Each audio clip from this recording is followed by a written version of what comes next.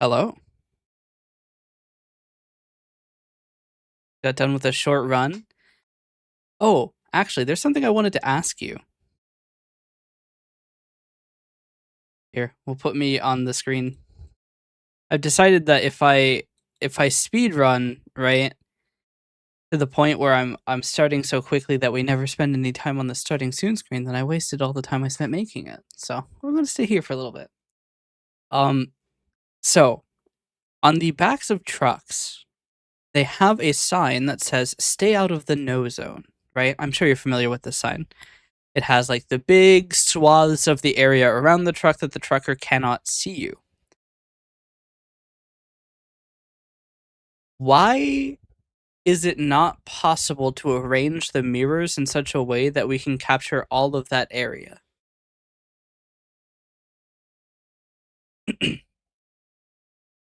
Because it feels like we should be able to just put like another mirror to cover those regions, no?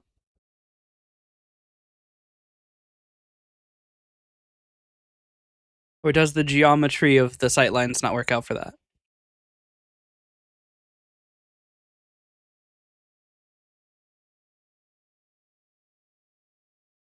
Because it feels like on the left side, we should be able to have an arrangement of mirrors that would cover the entire left side, at the very least. And then the right side, since we're dealing with such a small region of like your field of view, maybe it isn't as easy. But at least for the left side, it should be possible, right? And then obviously behind the truck entirely, you would have to either have mirrors so far out that you're like far into the other lanes, or you'd have to have a camera. Honestly, we wish we could. I have two on my hood, two in my cabin, two spot mirrors, and that's it. And I still have blind spots. Damn. That's interesting though, because I was like, there must be a way to arrange the mirrors, right? I mean, you could use a curved mirror too, which would give you a huge amount of area, but it would be difficult to. It would only be possible to tell if something is there and not how close it is, because of how it would compress the image. I think, or maybe you could use like a concave, or maybe a convex mirror would work. I don't know. I'm not. I'm not a mirror designer. I just work here, man. But I think it should be possible, right? Somehow. And then of course, a camera and like a fucking Tesla Cybertruck iPad would solve everything because you'd be able to just see, but kind of expensive. Although, to be fair, I think sticking a camera into a truck would probably cost a lot less than a new truck. So I don't know. And also, you only have to do it once. So who knows? You don't even need good cameras. Wish there was. Our hood mirrors are curved, but you can't see too far back. Yeah.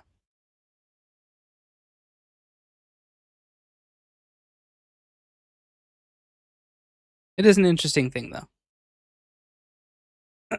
Probably the major issue with having cameras in the car is that you would have to have 3 screens. Because you'd ideally have one on the left to cover the left blind spot, one on the right to cover the right blind spot, and one to help with reversing. So you'd have to have a way to switch between them, and having an interface that you can switch between them on one screen is probably not a great idea. Although, I mean, maybe it's not that bad of an idea.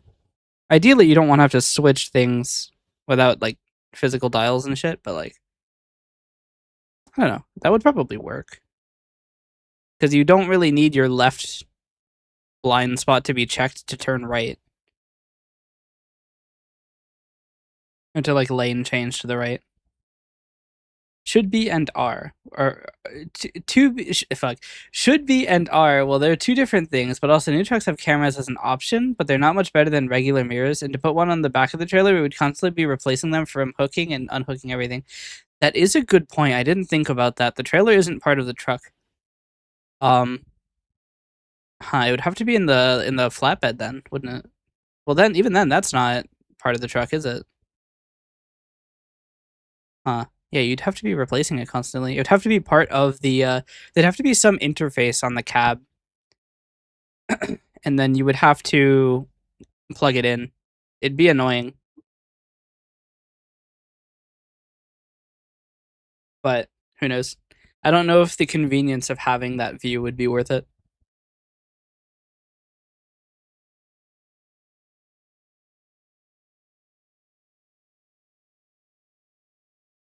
I've said enough things. I don't know what that no is referring to.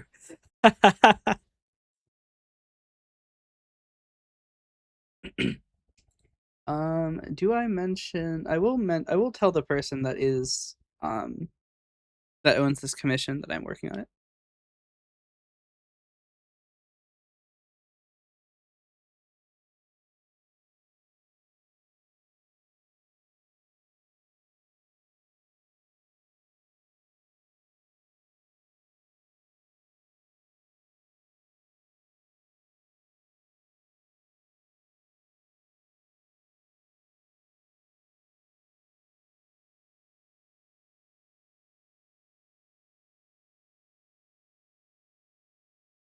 And then you have a lot of drivers who, let's say, don't drive so good and break things. Yeah, that's true.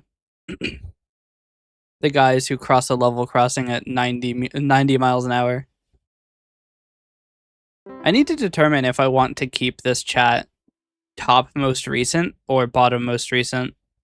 Because I keep reading it in the wrong order. Because the Twitch chat is bottom is most recent, but having top most recent is easier in the HTML.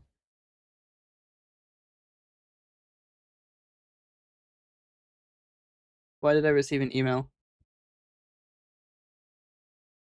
I don't care. Okay. But yes, we will be moving on to some development. So I'm going to switch to the with chat scene proper. Oh, another thing. The guy that I reached out for the overlay has not replied. So I'm going to move forward with a new candidate. So we'll see how that goes. I need to find another one. Honestly, I only had one that I really wanted to use, which was him, and I'm gonna have to go back to the gallery. The problem with finding like a an overlay artist is that you do have to like so commission websites don't show you the prices in the gallery because the idea is that if you show the prices, then people are going to filter it based on they're just going to look for the cheapest one. Which is a problem for me because a lot of the overlay things are like $200 and that's outside of my price range. So I have to open each one and be like, oh, too expensive, and then move on. And it's really annoying. I guess I could make an app that would prefetch all of that information and eliminate listings that are too expensive. I could do, but I probably shouldn't because I don't buy that much on VGen. It would take a long time. And then also they'd probably ban me for making too many requests. Because it'd be for every entry in the gallery of things, it would be making a request to one of their pages. I mean, I wonder if I wonder if it's just a JSON API, like a REST API that returns a JSON object, because then I don't know if they. I don't know. It depends. There's a lot to think about there. But anyway, today we're working on something entirely different. We're working on an asset synchronization library for a commission. It is a part of the commission. It is not the entire commission. And it is going to be an experience. No, I don't want to name it Console App 1.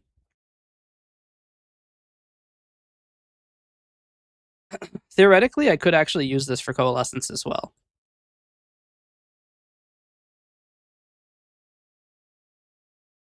Because I could use it to make a remote Coalescence agent that can be run on the computer, which would allow me to use ViadoTube as a primary, or as a first-class extension of Coalescence.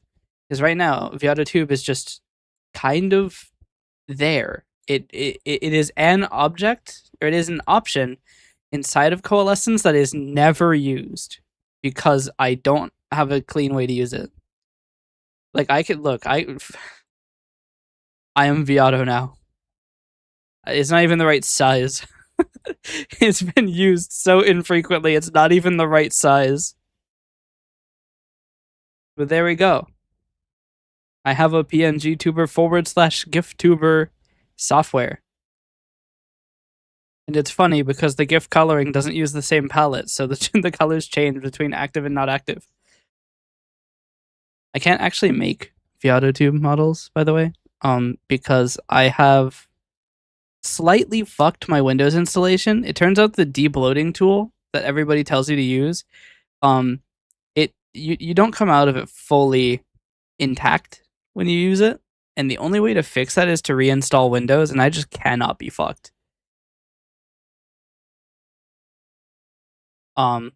Anyway, I'm gonna go back to being 2D now. Well, I am 2D, but 2D animated. Articulated 2D. This button. I could become 3D. But we'll stay 2D. Until somebody name changes me. Hello, Mike. How you doing? I can also become 0D.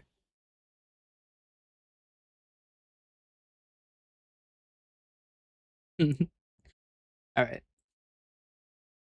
Oh, another thing. I've been working on some additions to Coalescence that I do want to very quickly cover. I should probably start OBS. It's not running. Start streaming. So where are my scenes? Why are my scenes not in the controls menu? Hold on. I can't move it. Scenes, undock, you go here. Alright, scenes, Visual Studio, sources, debugging app, control surface, not that one. Do I not have a node editor open?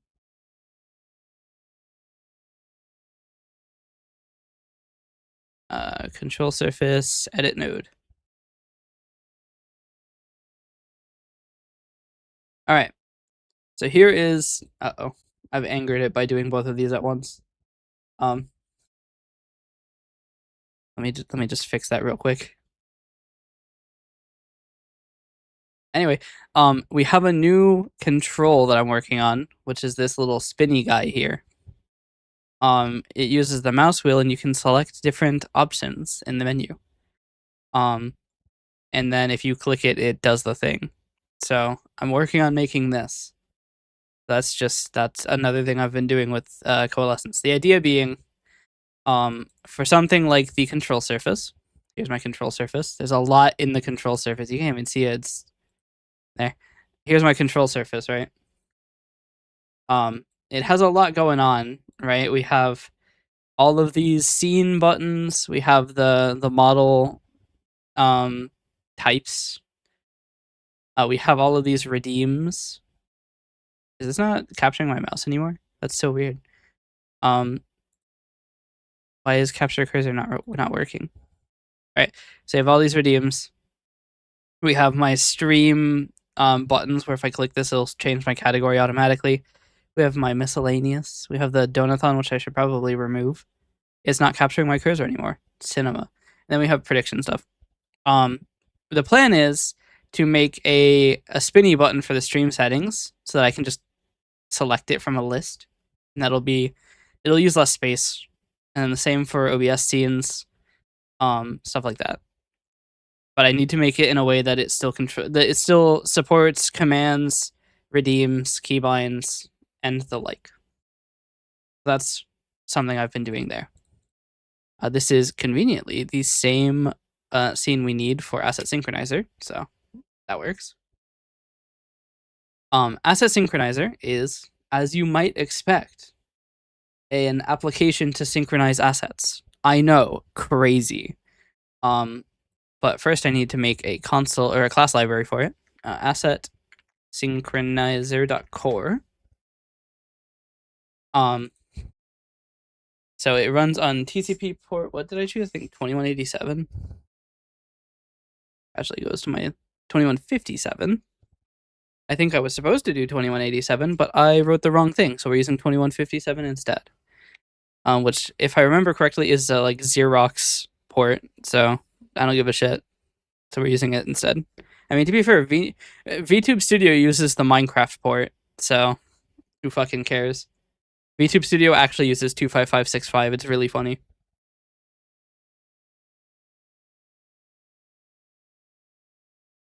They chose one of the most popular used ports. So we're gonna call this Asset Synchronizer Server, which funnily enough is ASS. Public int port is get set equals 2157. This should be a short, not an int. Actually, it should probably be a U short. And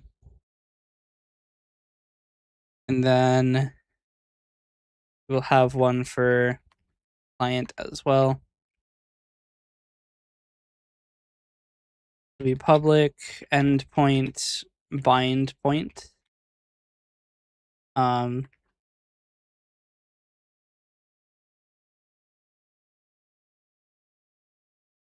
So public void connect, which will attempt to create a socket, private socket, socket, which will be created automatically and will be read-only. Public. We'll make this an IP endpoint. That's fine. No, we won't. I don't think that we'll be using this on non-IP connections, but we're gonna just do it this way.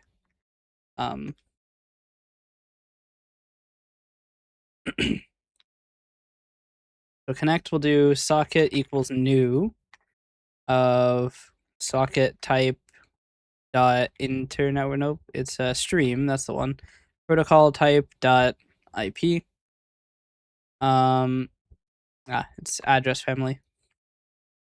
Internetwork. We use internetwork 6. If server address is IP endpoint, IE, if IE dot address fam, actually, let's do this. Is IE address family.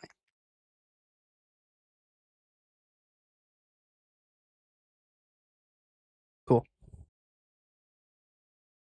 And then else, throw new, not implemented exception. Can I do it with just an endpoint? No, I can't. Actually, maybe I can.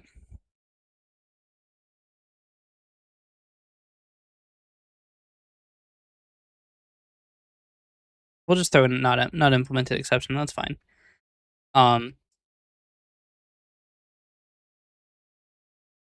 So then socket dot connect to server address.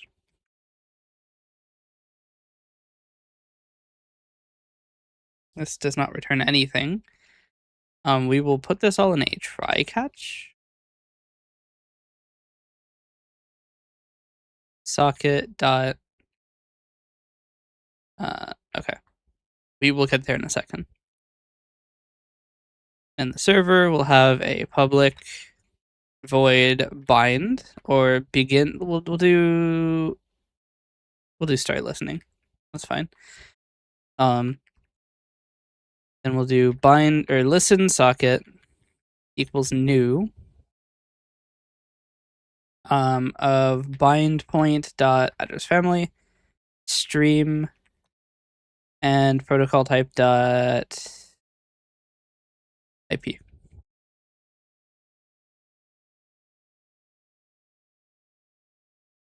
Okay. Listen socket dot bind to bind point. Bind point will be initially defined to as a new IP endpoint of IP address dot ANI with a port of port.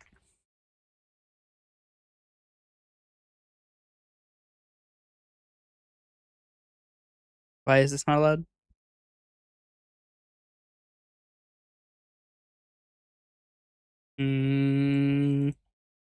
Let's have a default to 2157. That's fine. Or what we could do is, no, we'll just leave it like that. That's fine.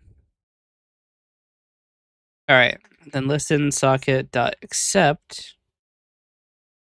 We'll do this in a thread, private thread accept new actions. Public or private void thread work is while true. Actually, while listen socket dot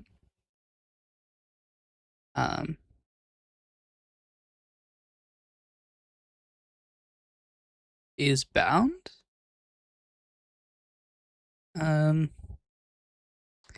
not actually sure what. Here, we'll do this. Private bool stop listening equals false. While not stop listening. Listen socket dot accept socket client socket. We need a private list of socket clients. Client dot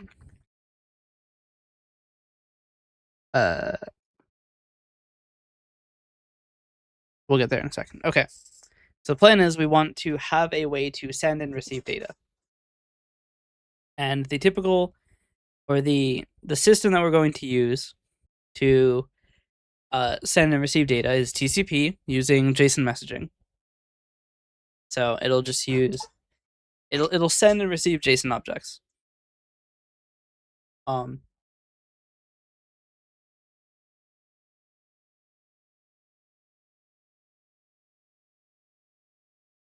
Yeah, no, it needs to be socket based. I was thinking about should we make a REST API, but no, you do need to be able to receive events from the server. I mean, we could make it polling based, but we're not going to. It doesn't really need to be efficient. We're probably going to be base64 encoding files, which is expensive, but I don't really care. We're not. This project is not meant to be moving heavy files. It's going to be like 200 kilobyte PNGs. So I'm not really worried about the efficiency of the API. Oh, also we need to pay out believers. Congratulations.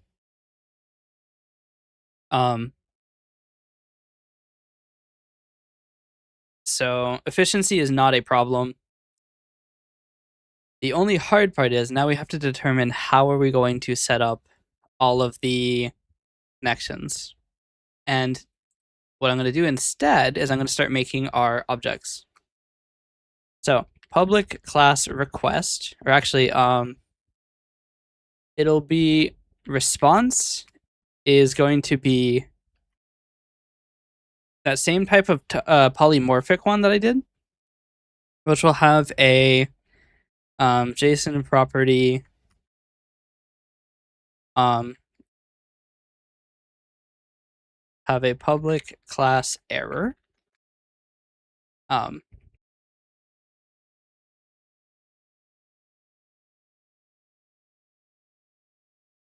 Error.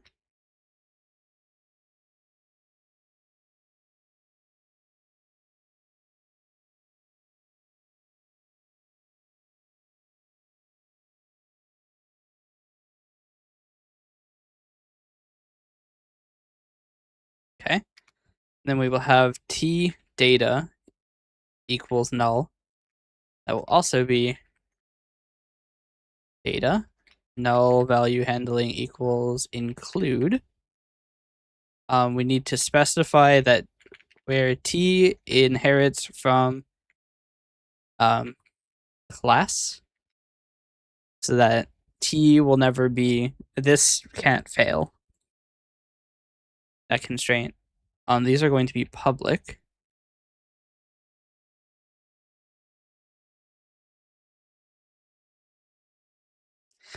And then our request class will inherit from the this is where it'll inherit from. This is going to be kind of similar to what we were doing for the Coalescence server, but we're not doing anything with HTTP. So a request is going to have an RPC request, inherits from request, and has a public string RPC ID, which is required. Might just mark it required, actually. I don't actually know how the required keyword works. Let me look at it really quick. C# required keyword.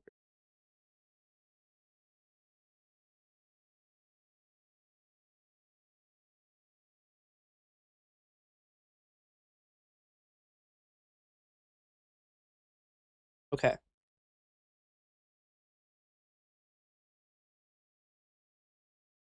So these must be set in an initializer when the object is created. We will also have a required. I actually don't know if Newtonsoft JSON will work with required fields.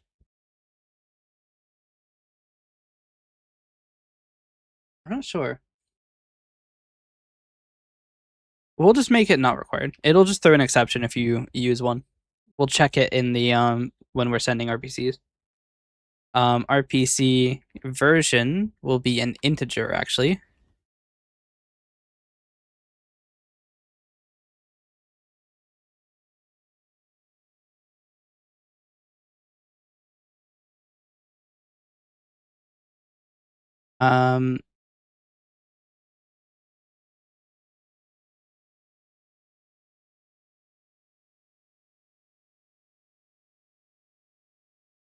These are required, thus cannot be null.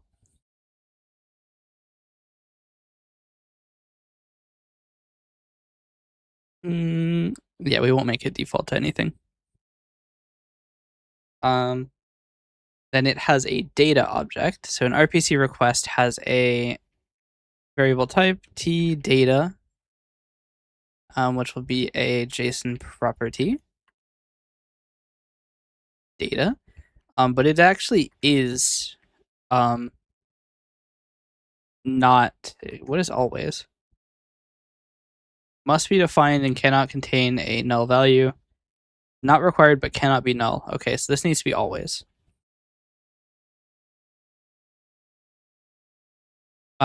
This is required dot. It's not required, but cannot be null. No, it can be null. So an RPC, for example, some sort of like infinitum request, kind of like OSC infinitum, is it may not have arguments. So a request may have no data. because it could be something like heartbeat, which is just telling the server that we're still here, which does not require arguments. There's also an event object.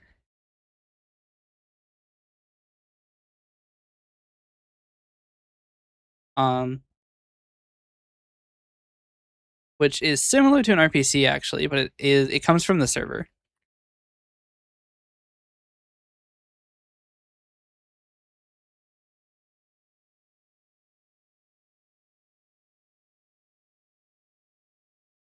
Okay.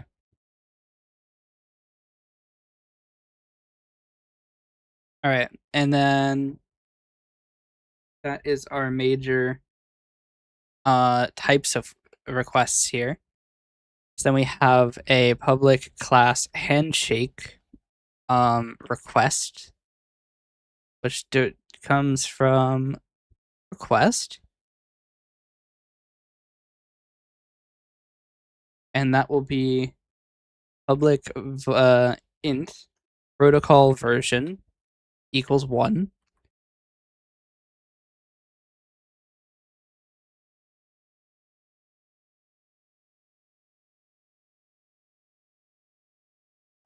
There's a public string application name, which is also always required. Oh, that's name, not version. Sorry. Version is the next one. Application version, which is also a string, and it's just displayed in the logs. It is required though. And then we have a public it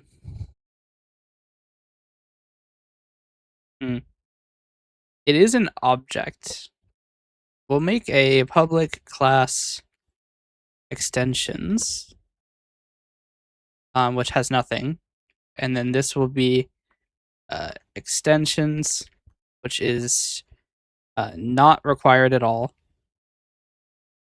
Public extensions equals null. This is just where we'll put more like future extensions to the protocols that are not part of the base protocol. And this is where we declare support and all of the data related to those extensions. The asset synchronization protocol is authenticated. I don't know if I want to do it after the handshake or during the handshake.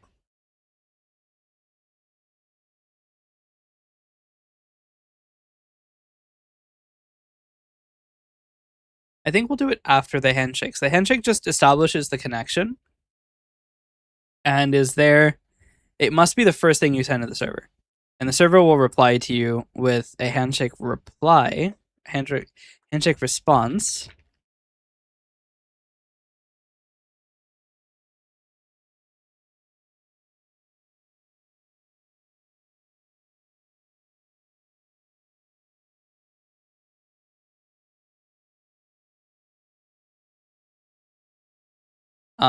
Which will include an int ID, your client ID, which will just be your client ID.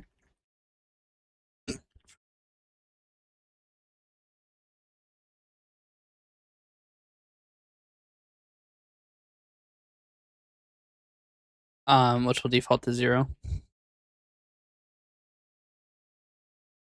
And public string token equals nothing, is required, and is simply something that you can use to reconnect if you get disconnected. And we'll have some way to generate a default token. Honestly, I think you could just use random number generator dot get hex string of fucking 64. That's fine.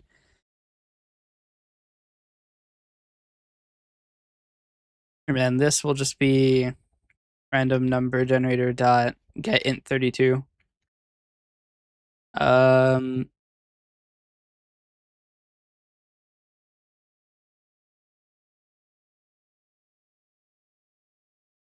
Let's give you a random integer.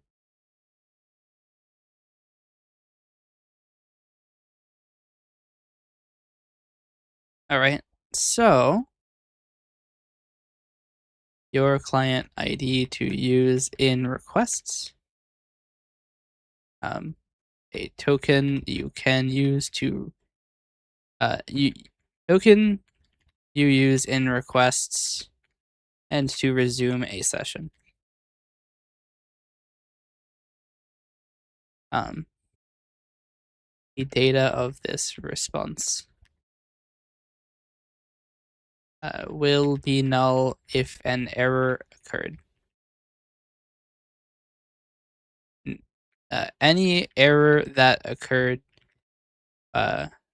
in response to your request. I'm going to get rid of will be null if an error occurred. We will allow you to send both a response and an error. The arguments, actually I think RPCs are called arguments and not, yeah, they're not called data, they're called arguments. The arguments for this remote procedure.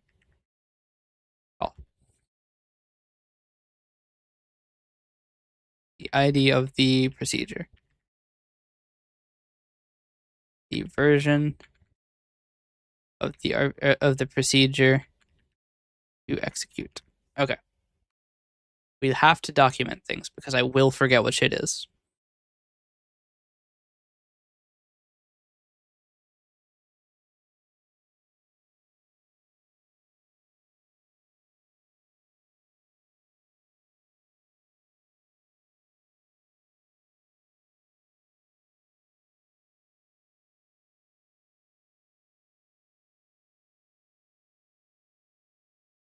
This will be the maximum protocol version the client supports.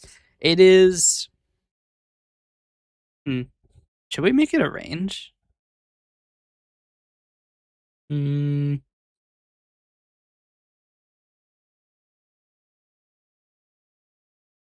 mean, most likely everybody's going to be using the same protocol version.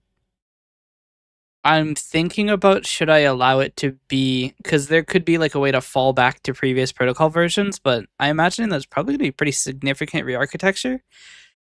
So I'm going to say that you have to be equal to the current protocol version. So I'm going to say the protocol version that the client supports. It supports exactly 1.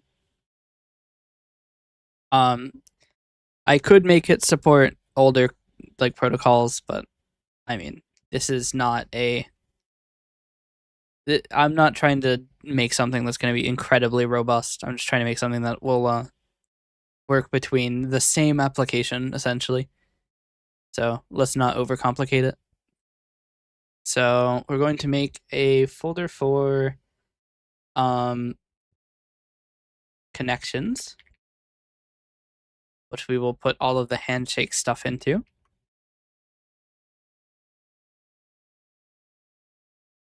I've accidentally renamed this file to handshake response. That's awkward.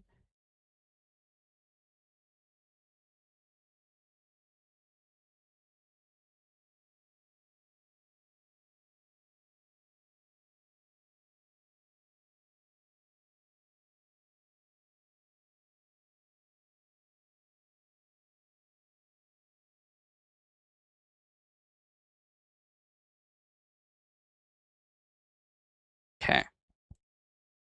Convert everything to file scope namespaces. All right, all the handshake stuff will go in there. Then with extensions, which are part of the handshake, and then the data will also include an extensions object.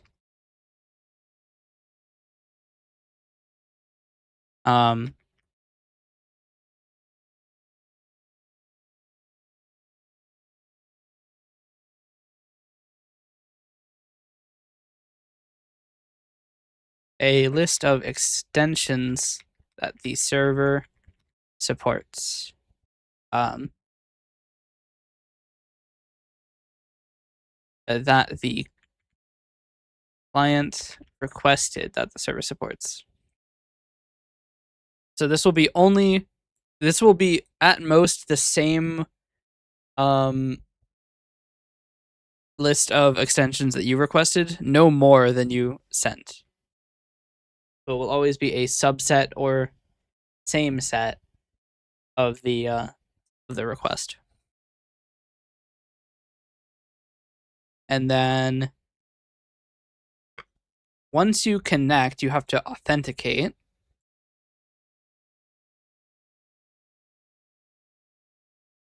So there'll be a public class authentication request.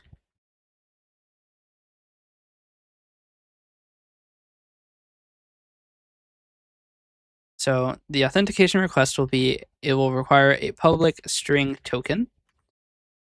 Actually, let's do this. You have to have public class. I want there to be a type of request that requires you to have completed the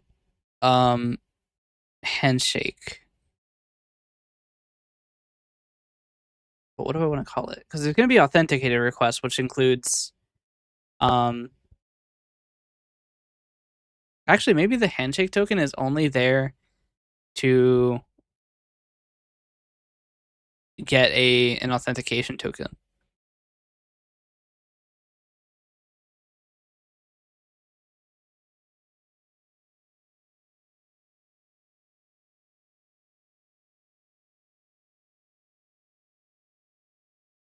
The question then is, what's the point of putting a token out?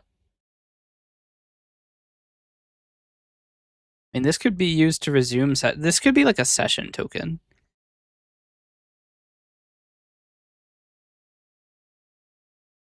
To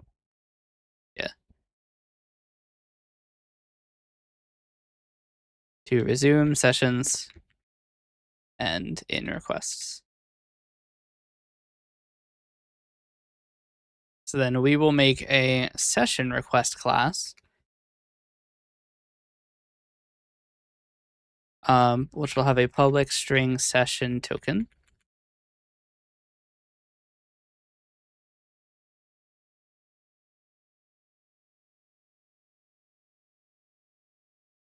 And then authentication request will be a session request, which requires that you must do a handshake first. Maybe we will allow there to be requests that are not requiring a session. I'm not sure what they would be, but at the very end of this, we're gonna have probably a few levels of requests. This is going to have a public string username at set. Username. It will have a required equals required dot always. Public string, not password.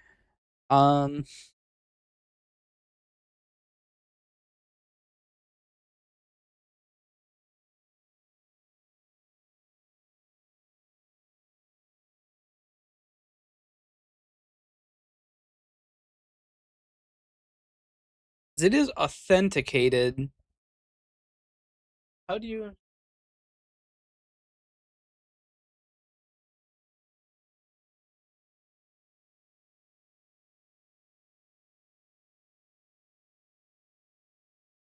It could be a password.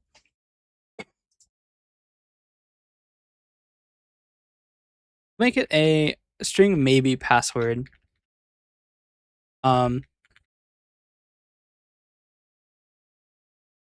It's not necessarily required. Because there can be servers that don't require authentication. This might just be the server's password. I'm not sure.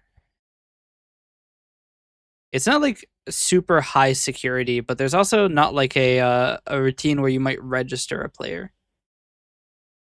Kinda strange. Ripozo. and the next one.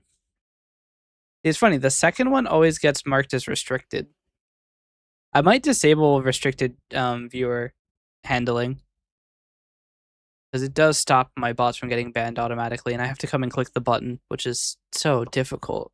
One mouse button press, my fingers will blow off. But yeah, there's not really a registration system, but we'll get there. Maybe that's something we add. I don't know. The username you wish to use. The password for the user. Maybe Handshake also takes a password, actually.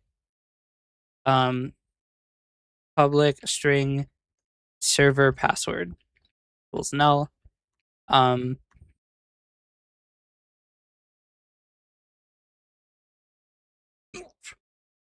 The server's connection password.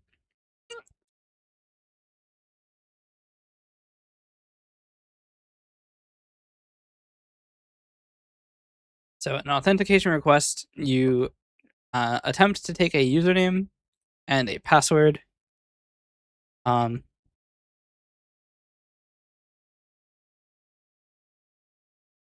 Public class authentication response data will have a public string user token.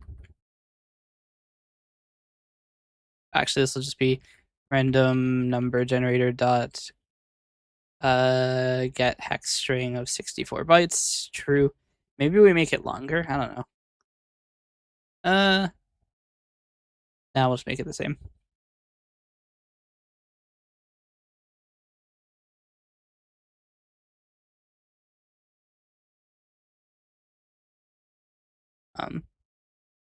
A token to use for authenticated requests. All right. Then public class authentication response is response of authentication response data. All right. And the idea for all of this is that now you have a user token and an authentication token. So now we can do public class authenticated request inherits from session request and also includes public string authentication or user token, and then JSON property user token required always. And now we have the ability to authenticate a request if the session token has been revoked or if the user token has been revoked, then the request must be denied.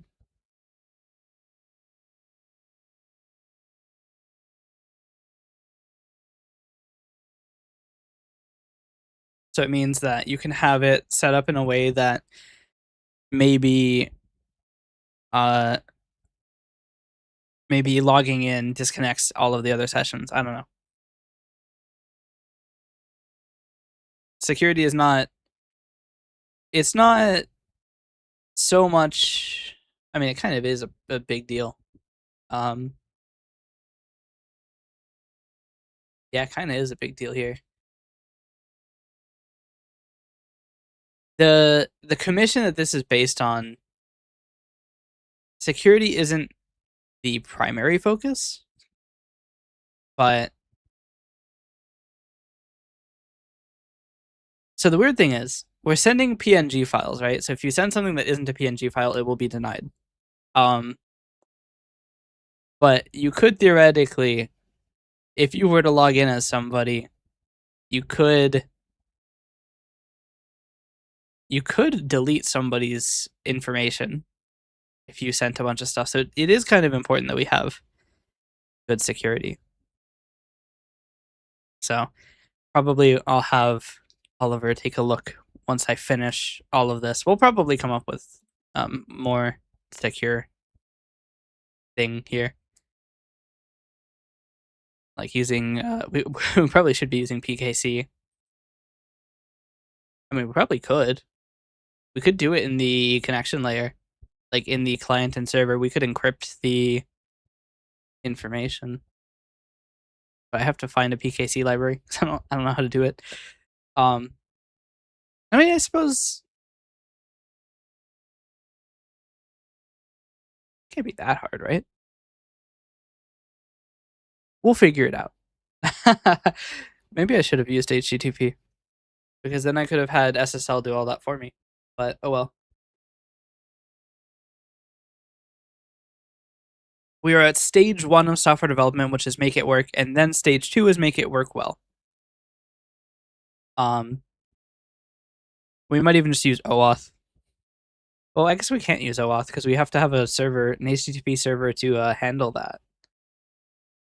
I guess necessarily you must be able to run one because you're already running this server. Anyway, let's not get too into the weeds here. Security is one of the things we will come back to. We have our authentication, we have our connections, and we now have an authenticated request, which we will use to perform all of our stuff. So now, RPC request is, actually, it technically is just a request, isn't it? It needs to be an authenticated request. Authentication request isn't an RPC request, is it? No, it's not. Neither is authentication, which both of these are technically full-on RPCs, but we'll just do this. Authenticated request. You must have an authentication to run an RPC. All right. So we now need to go through assets.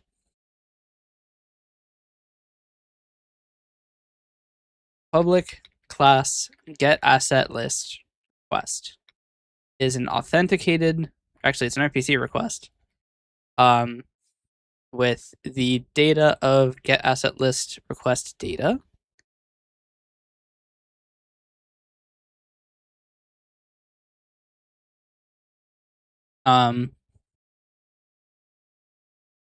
Which for now will be empty.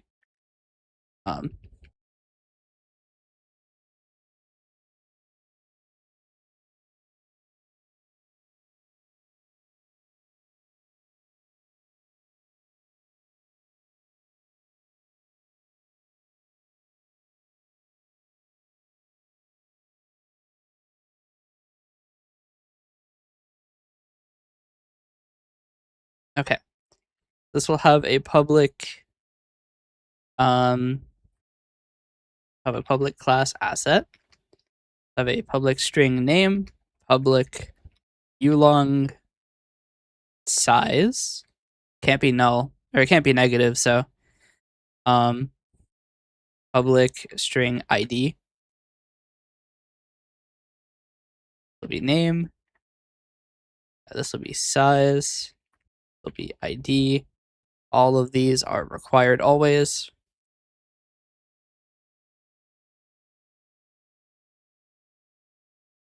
Actually, I'm not going to put them to default empty. I don't want to make them required either. We'll make them default empty. That's fine. So the get asset list response data will include a list of asset. Actually, it's going to be an array of assets.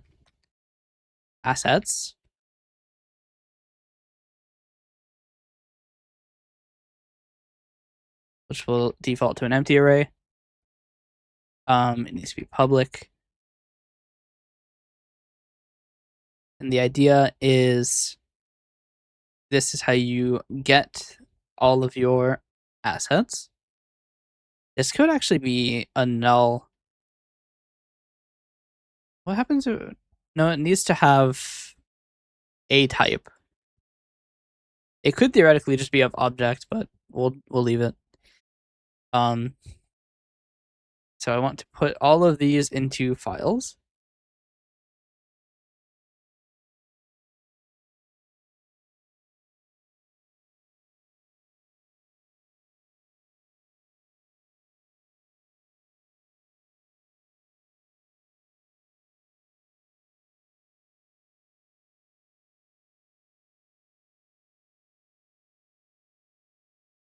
Okay. Then we will have a public class upload asset request, authenticated request.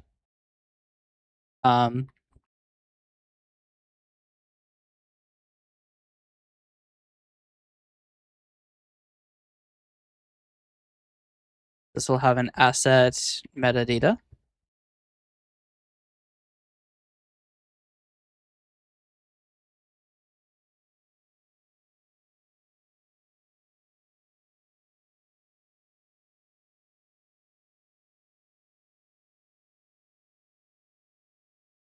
Have a public string base 64 content.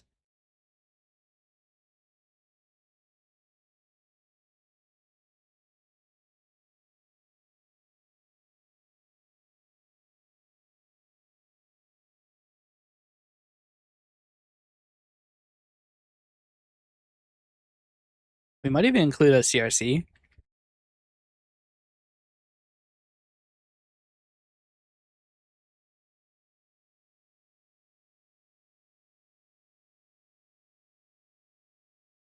Just to be sure. I'm pretty sure TCP will handle this for me. But we're going to include a CRC anyway. Which should probably actually be part of the assets metadata.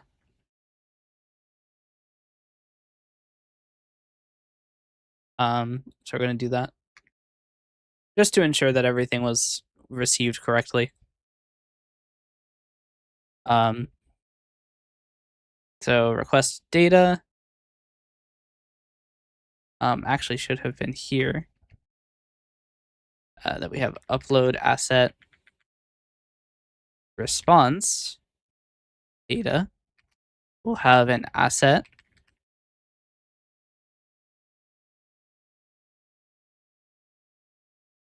and then public class upload asset response is a response of upload asset request response data. Cool. So now you can upload an asset.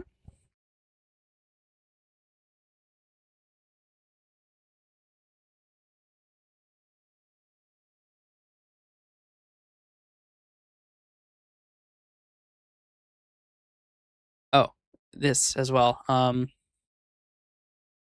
We need to generate a constructor.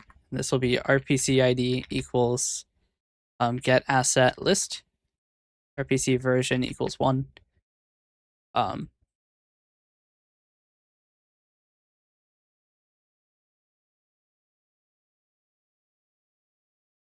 Okay.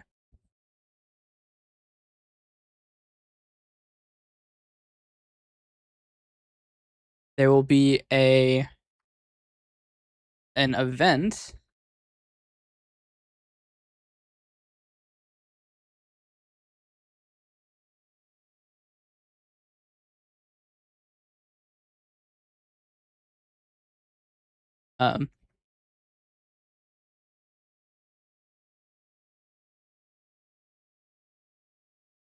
like string base 64 content.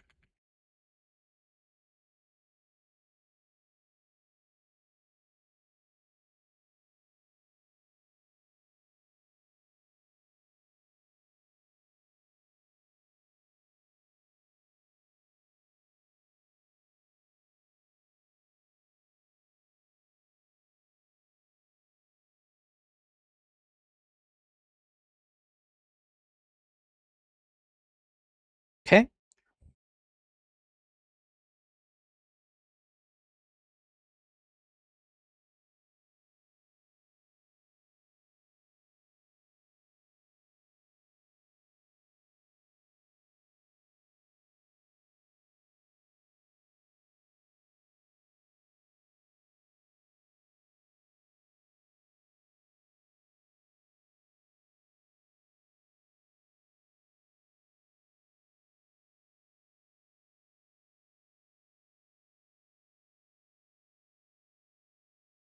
Okay. So the way that this works is that when you upload an asset, the server will check it to make sure you're not trying to blow everybody up. And then when that's finished, it will output an asset uploaded event. So the naming scheme for RPCs is verb noun, and the naming scheme for events is noun verb. So asset uploaded, which will notify everybody, hey, there's a new asset. Here's its content. And then you decrypt the content, and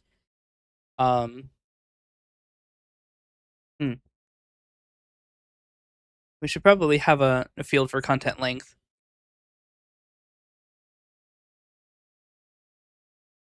Could be.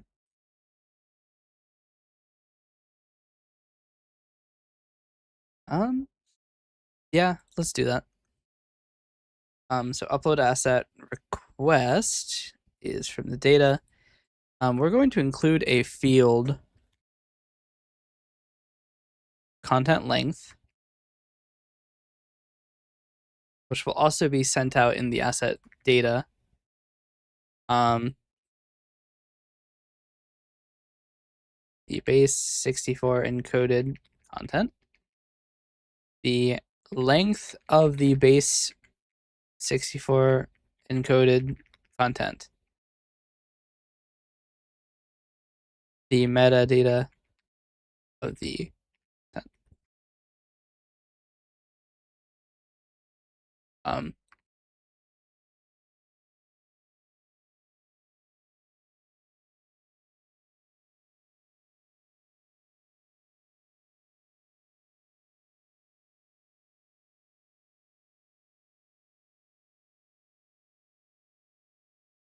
so upload asset request is where you go to upload data. There will also be a delete asset request. The public class delete asset request data, which will be a public string asset ID. And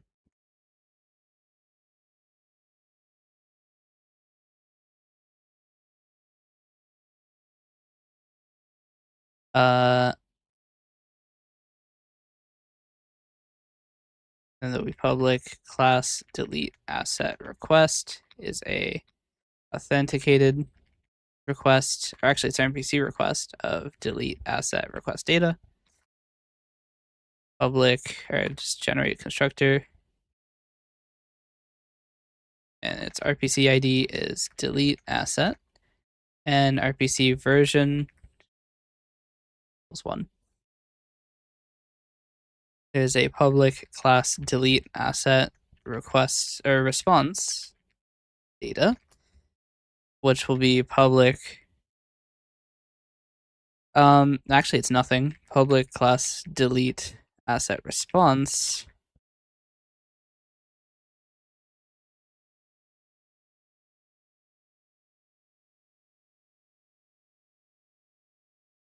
Will also, this will just, if it succeeds, I guess if it succeeds, the error will be null, and if it doesn't, then the error will be defined. There will be a public class asset deleted event data, public metadata, or asset rather, metadata. Metadata required is true, or always rather. The metadata of the deleted asset.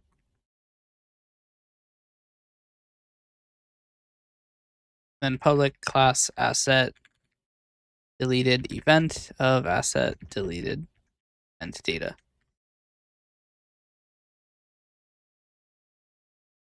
Which is an event of asset deleted event data. Okay. And all of this is just to have the ability to delete assets as well.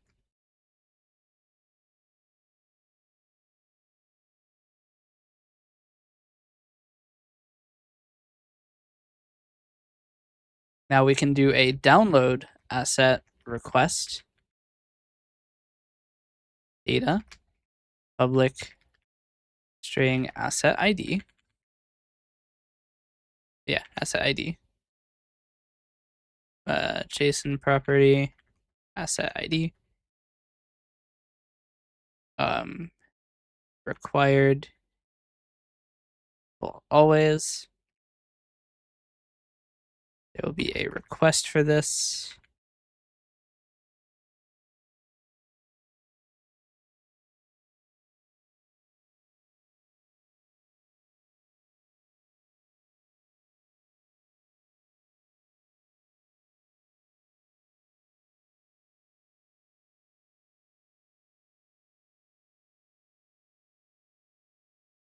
There'll be a response.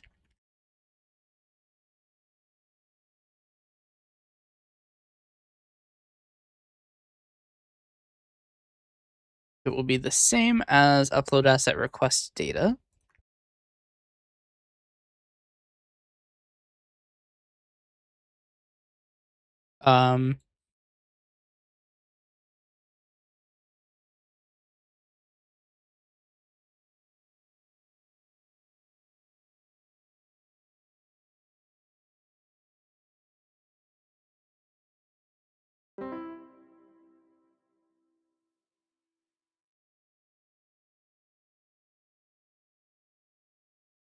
All right. Also, hello, Oliver.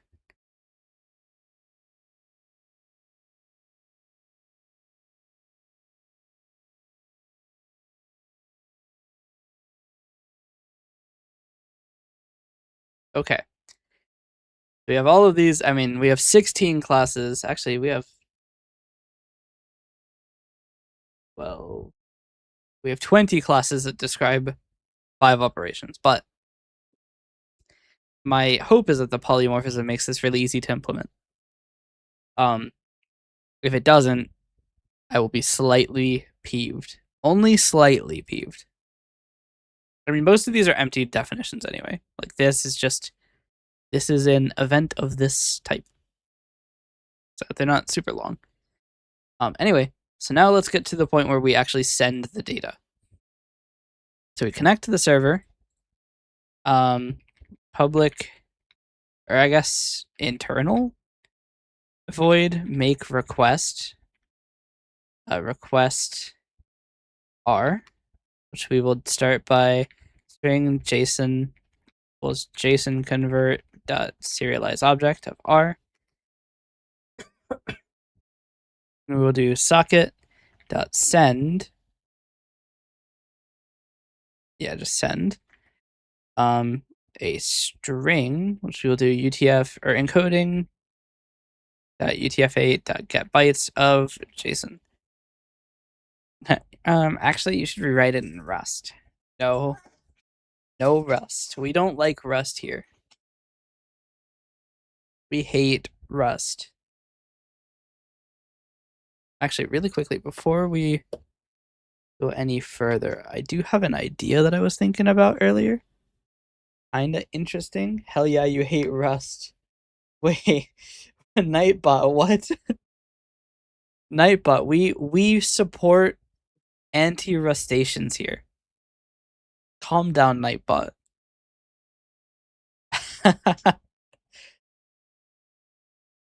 We support anti-rustaceans.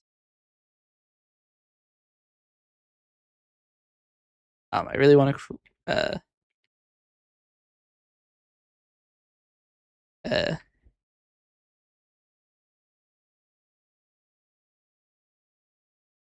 all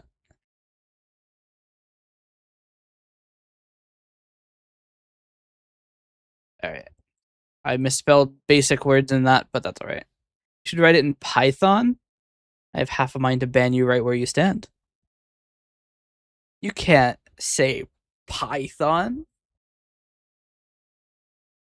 Look, we have 3 language types now. JavaScript, Python, and Rust.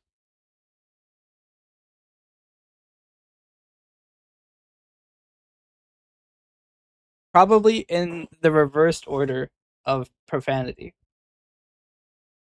JavaScript is the most profane. Python is still pretty bad. Rust, at least it's not JavaScript.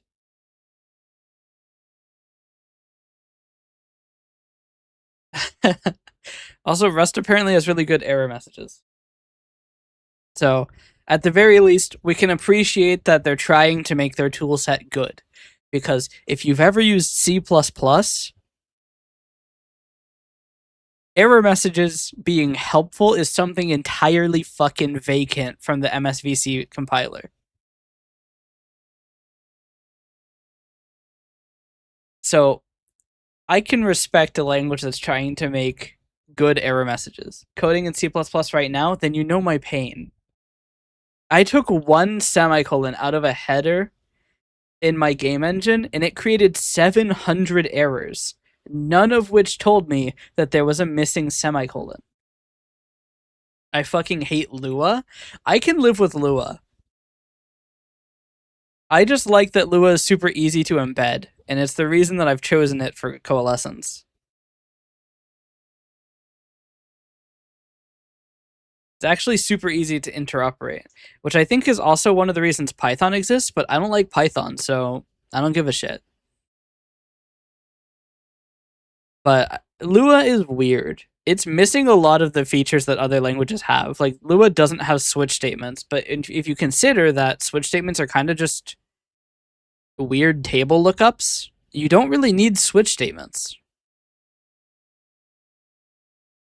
They're just kind of there.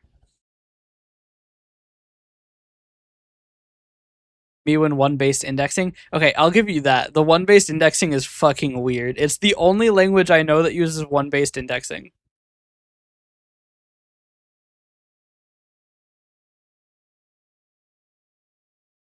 Actually, I think VBA does too.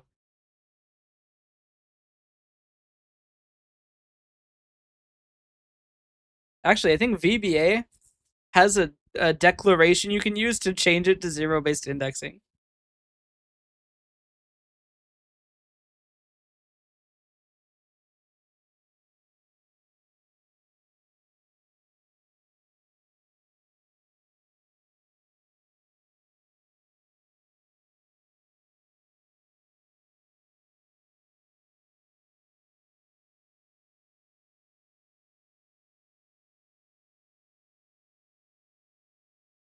I can't remember.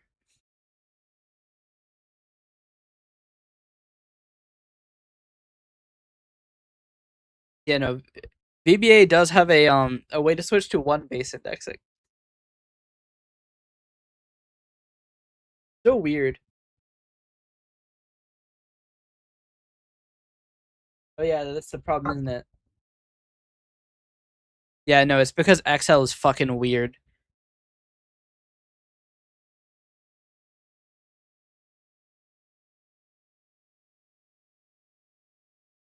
Yeah, because Excel collections are one based, and I only did VBA for. I did a little bit of VBA for Word, so that's not entirely true, but most of my VBA was Excel. Essentially, what I did with VBA is I worked at a construction company, and we had some Excel spreadsheets that had absolutely fucking bonkers formatting. Because there would be essentially what it would be is somebody filled all of the cells a certain color, and then somebody else would come and like recolor a row, but they never had like they were never accurate with their selection, so there would be like a couple cells missing on the left and right. So I made an application for the Excel spreadsheet. I made a set of macros that would reformat every single one of the Excel spreadsheets based on rules. So it was, if your data doesn't specify why this row is yellow, this row is white now. If you didn't specify why this shit is yellow, it's no longer yellow. And also I chose better colors than them because they were just choosing like the quick colors, which are all super saturated, so it looks shit when you print it. So I chose like really desaturated yellows that look nice when you print them because most of our shit was printed. Oh my god, everything looked so much better. Actually, in one of the calls, because we had calls. We were doing management for another company, and they were like, "Dude, these spreadsheets look so much better than they used to." I'm like, "Thanks." I spent a lot of fucking time making this work. But yeah, no, it was atrocious. That's a lot of my Excel VBA experiences making those. And then we had contract generation, which because people kept fucking up the contracts, so I was like, fuck it, I'll do it. And then I made a program that would generate all the contracts and send them out for signature and everything, and it would be so nice. And it wouldn't suck.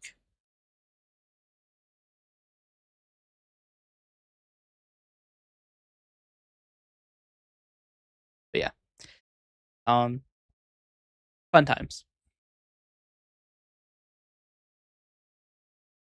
Oh yeah, now we have to send shit.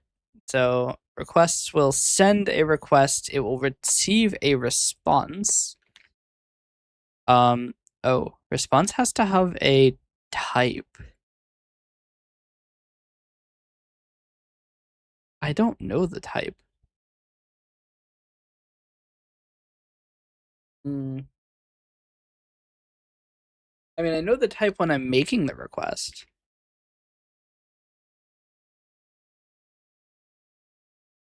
Now the problem is it has to return one of those. So the response, actually, we'll just make it T make request. So T is the type of the response. T response equals socket.receive. I guess we have to have a public. The weird thing is if there's already a message in the queue, then you'll get it wrong. You'll get the wrong response. We need a way to ensure that the queue is empty. So probably what we'll do is we'll get messages public. I guess everything needs to inherit from a very basic message class. Class message. Which will be the default most basic class for every single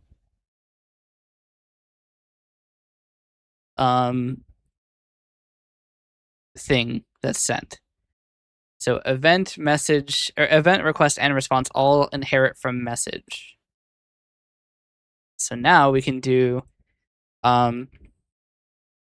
message m equal or get message if socket available is not 0 socket.receive. See, the other problem is, how do we know that a message hasn't finished sending yet? That's the weird bit, is we need to get an entire JSON object from the socket. Isn't there a way to do this? JSON socket? JSON stream? There's some way. Hold on.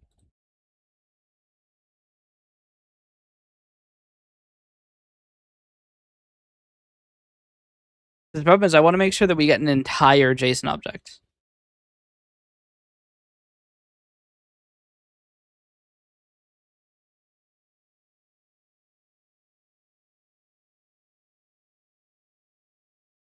Saying to use a JSON text reader, but I'm pretty sure that they have to be exactly one object.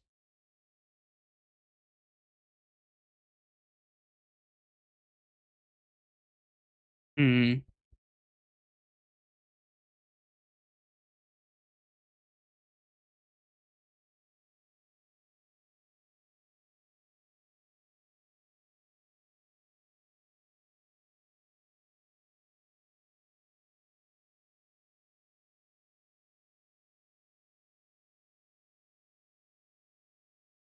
Hmm.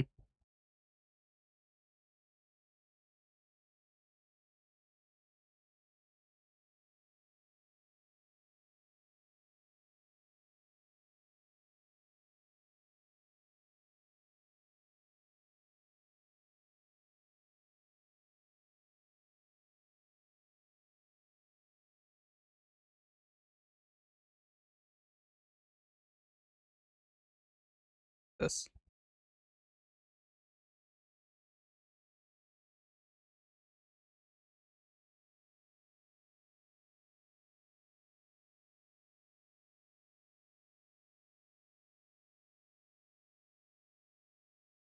Hmm.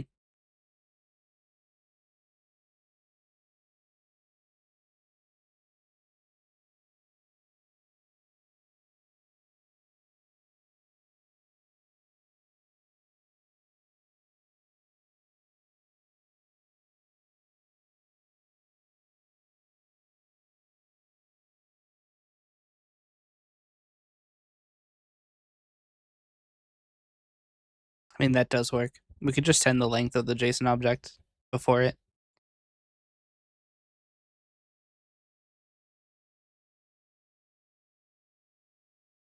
So byte array bytes equals this socket dot send bit converter dot get bytes of bytes dot length, set length, and then we send bytes. We also need to lock socket to ensure that no other thread interrupts this.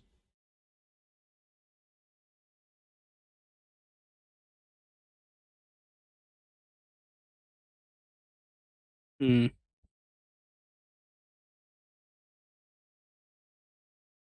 How is the best way to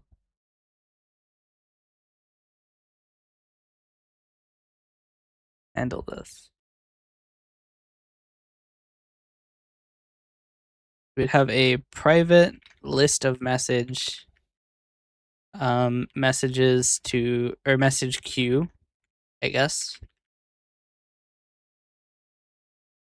I guess it would be a queue of messages, not a list. Can we make a concurrent queue? Yeah, concurrent queue of messages, which means that it won't ever have issues with multiple threads accessing at once. We want to do if socket.available is not 0, we want to do, or while socket.available is not 0, we want to call get message, or do message queue dot enqueue of get message. Quick answer: am I pro or anti hash region in C#? I am. If you have a very large file, I am pro hash region.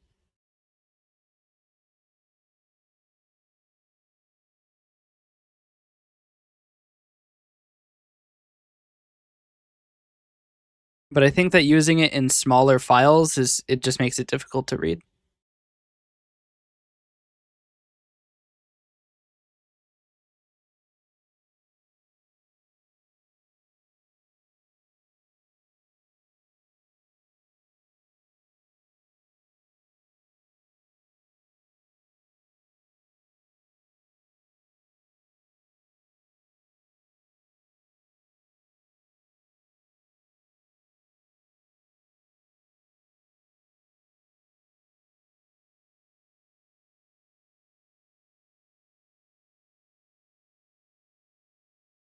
Hash region prints hello world. You're right. Here we go.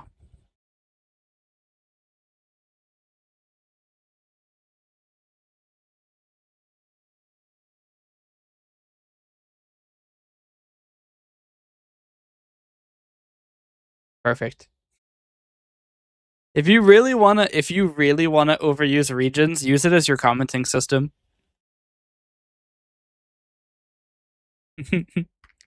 Don't write / comments, write region comments. It might be the most absolutely disgusting thing. This needs to be where T inherits message.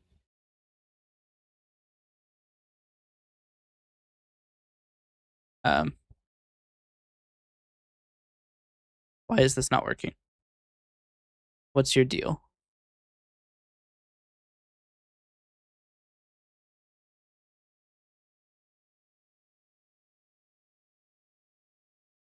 Okay, then we return response. This needs to be AT maybe. Actually, it really shouldn't be, but we're gonna allow it to be a T maybe for now.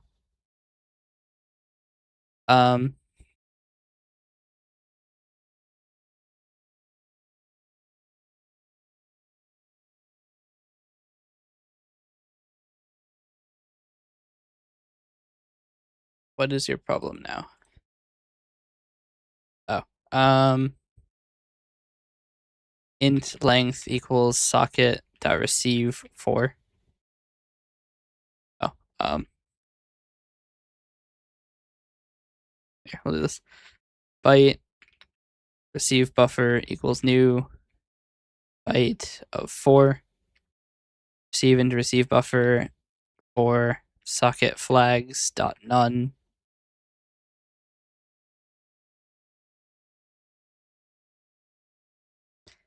If received is not for throw new socket exception. What? Oh, we'll just throw a regular exception then.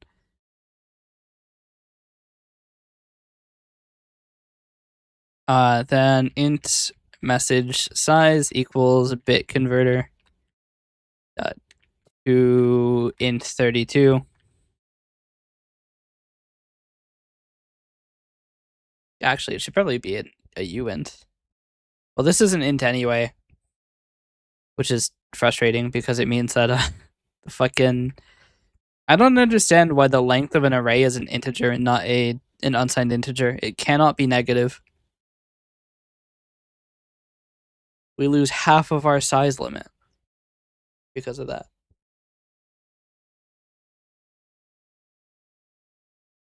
I guess it's probably so that you can use an integer to index it, but if you index it with a negative integer, it doesn't happen from the end. It just throws an exception. So, like, I don't understand. Anyway, receive buffer equals new byte of message size, and then we receive that message.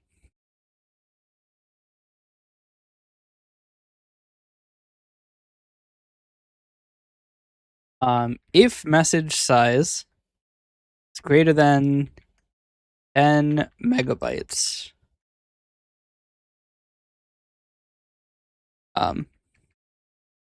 throw new exception, the message is too large. Actually, we'll make it 100 megabytes.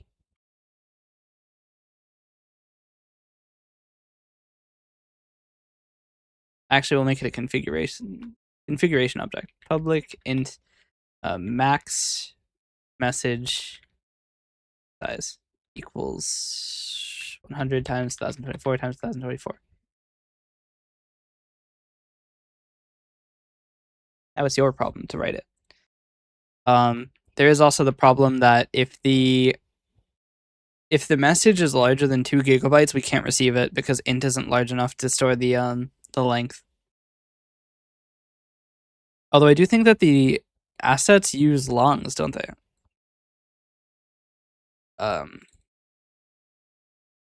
Yeah, they do. So they're actually long enough, but I mean, we could make it a long the message size,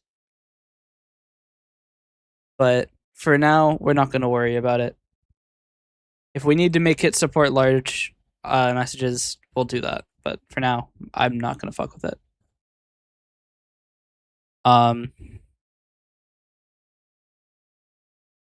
Now the problem is this. We don't know the type of the object.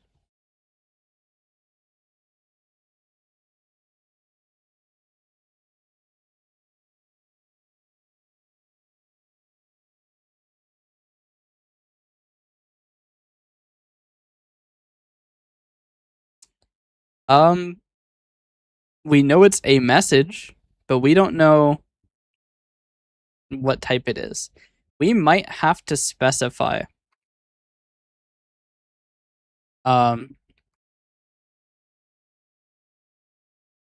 we might have to specify the message type.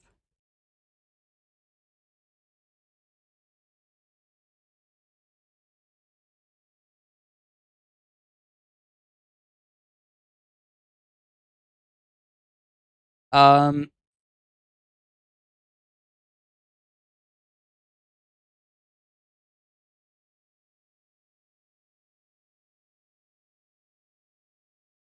gonna have to do it this way. While socket available is not 0, message equals get message of event. But event also has to have a type. We don't know what the type of the event is. Shit.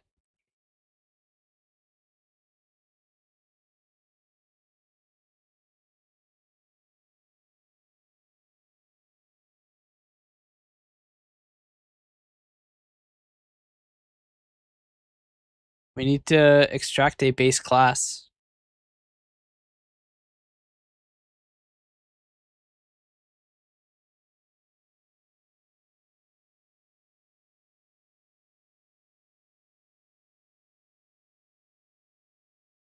The idea is we don't send the data, but we do send the event ID and event version, which we can use to determine what the event is. So now we can use event base as our base class for events. And message q add or .nq m. Okay, so this we will call receive events.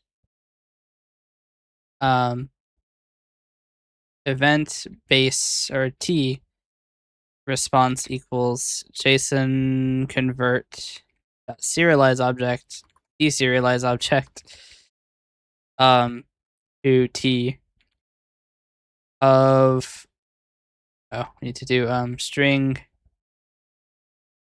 data equals get string of the receive buffer data. We need to delete the receive buffer because it contains a lot of data. This might work. Return response.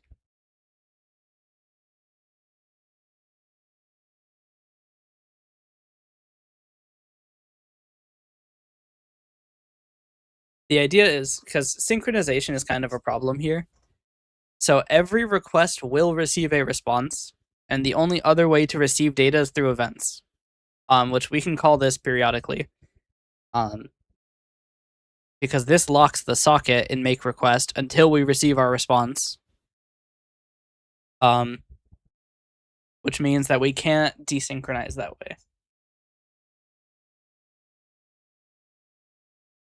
We can't decent credit is that way.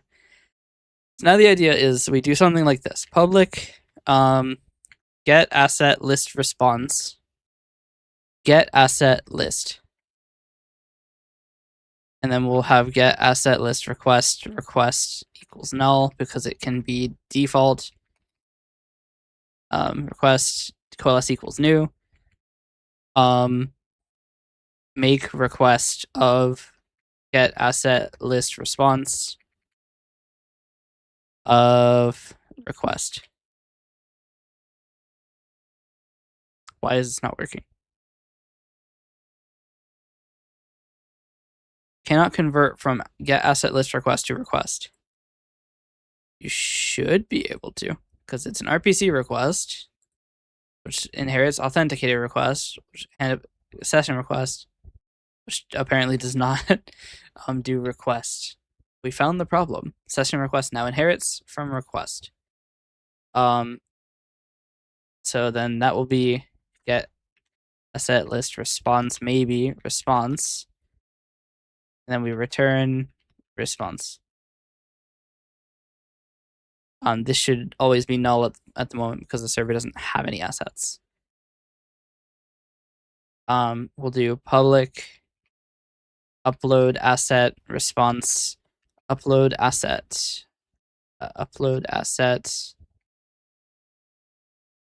request. Or maybe we have it.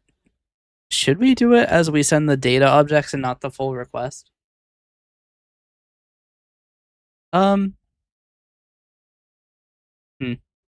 This can't be null. It needs to be defined.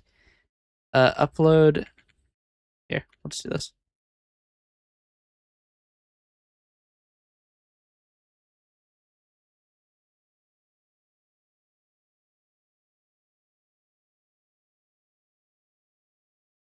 Then we'll do delete asset.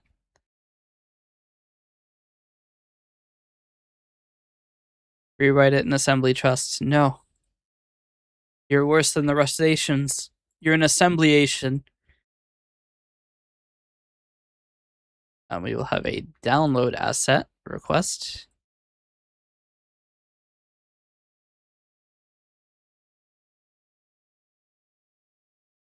We have upload, download, delete. And now we need the events.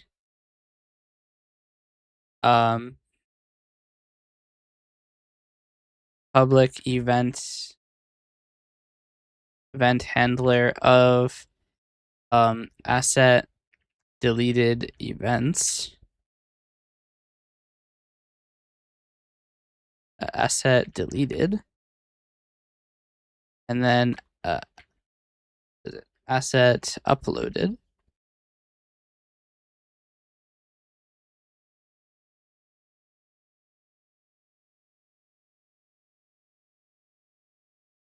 Okay.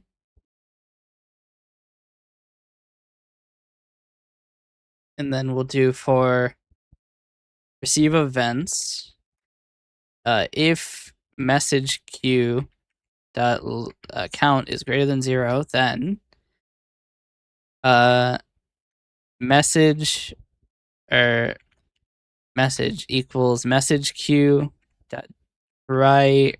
Actually, just out message. If we'll do this as while. We need to lock the message queue actually.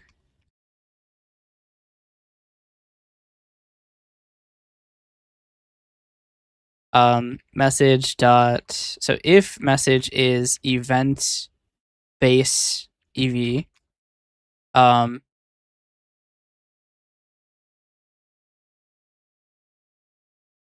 just do respond to event EV.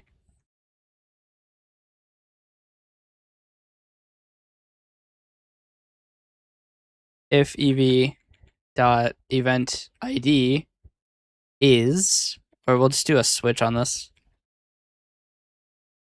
Case asset uploaded and case asset deleted.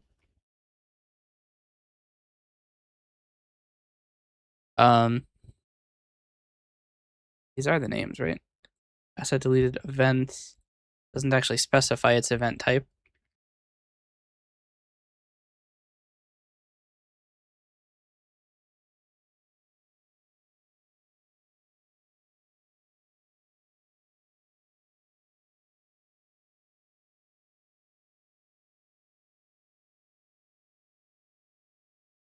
Apparently uploaded did, deleted didn't. Okay.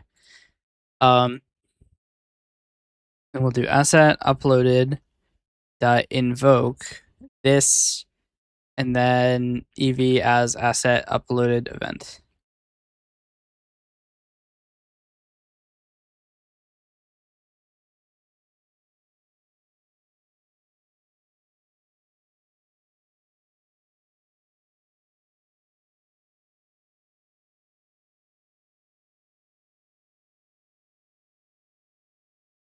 And then default is break.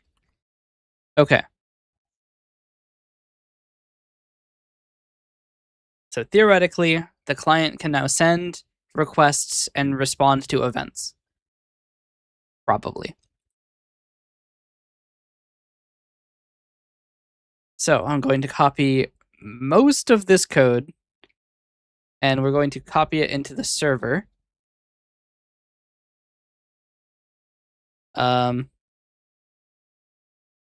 And we will do this.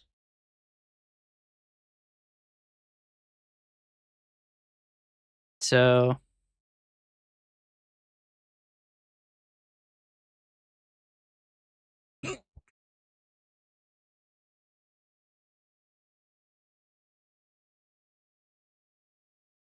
we want to have a public class client socket. We'll have a socket client socket, or just a socket named socket, that's fine. Have a public, not pubic, public thread, communication thread. Actually, this will be private. Public void disconnect. Would be communication thread dot, or we'll do this. Public void send event base B, which we'll do socket dot send, or actually we'll just copy most of the code from send or make request.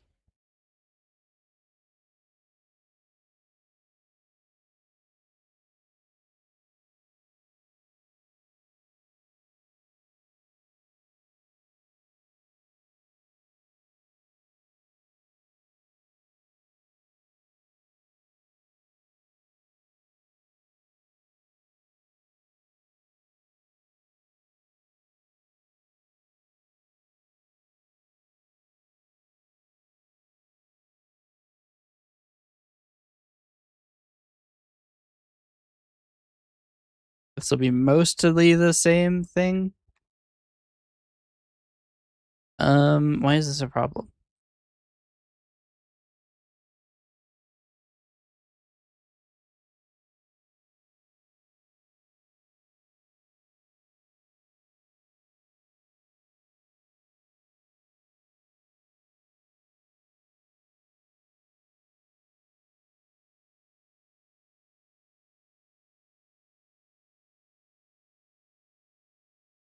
Okay, so we'll do a private void send message m, which will do all of this.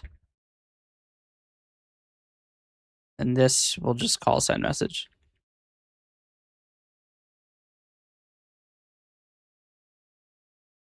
Okay.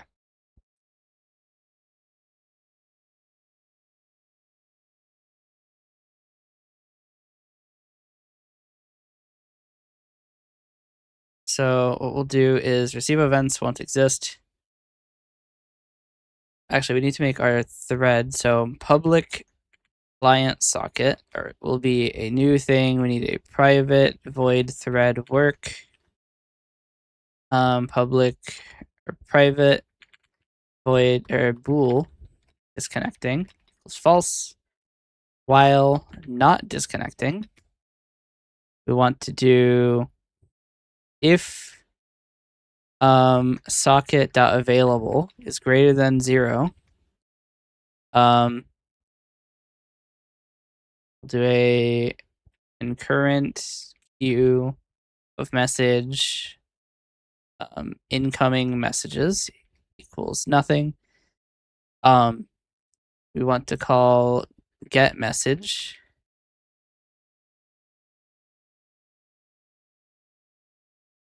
to essentially the exact same code as get events here, or the same code as get message.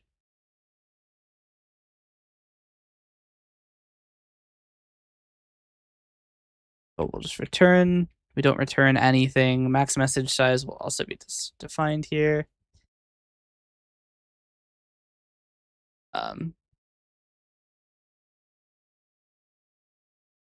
That's fine. We'll also describe it in the server.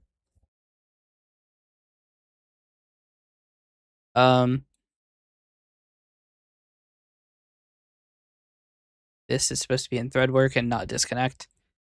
That's awkward. Thread equals, or communication that equals new thread work.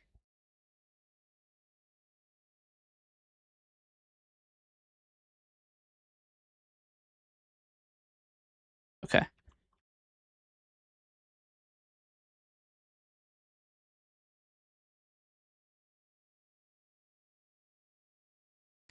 I'm just going to ignore the fact that my chat just disconnected. If I don't think about it, it can't hurt me. All right. Disconnect will set disconnecting equals true. Task dot wait. We'll do task dot run.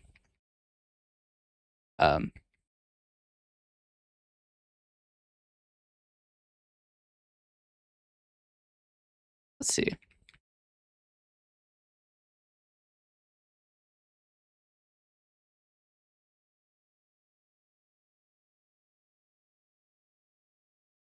Is there an exit? Hold on. What methods do I have?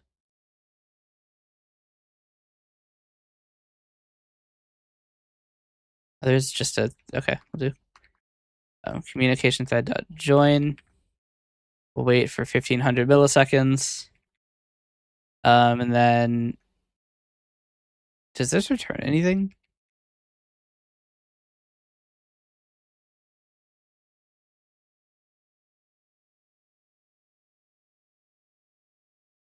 What does it return?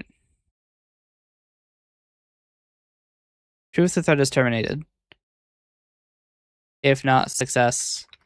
Communication thread dot abort. Murder it. If you want.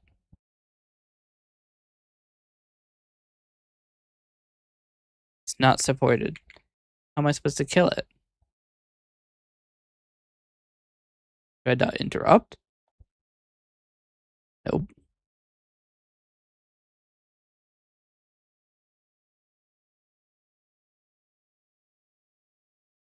I don't have a way to kill it.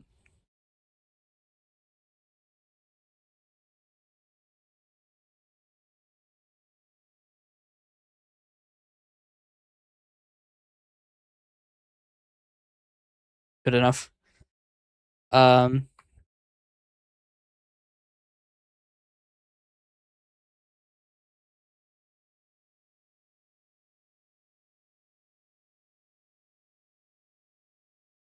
Okay. So forget message. We will receive a message. We will do incoming messages dot enqueue of JSON convert dot deserialize object into a message. Doesn't work, does it? Just realized you can't use polymorphic deserialization like this, can you?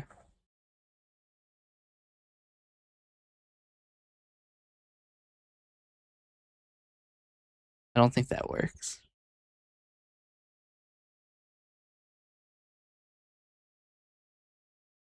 We're just gonna leave it and see what happens. Worst comes to worst, we could theoretically put message has a type of what message type it is.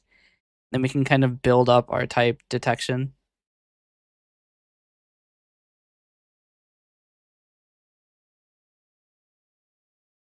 But I think this doesn't work. We'll find out. Private event handler of message received message.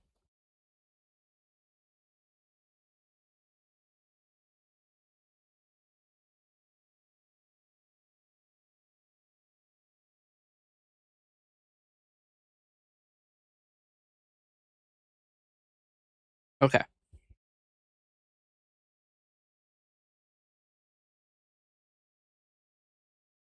The random cat pop-ups is so funny. Yeah. It's every time I press M, it pops up the misery cat.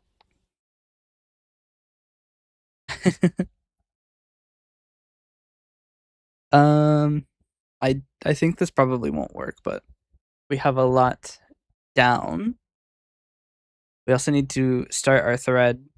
There's a thread defined somewhere here that I don't actually start. Do I define thread work and then never actually start it?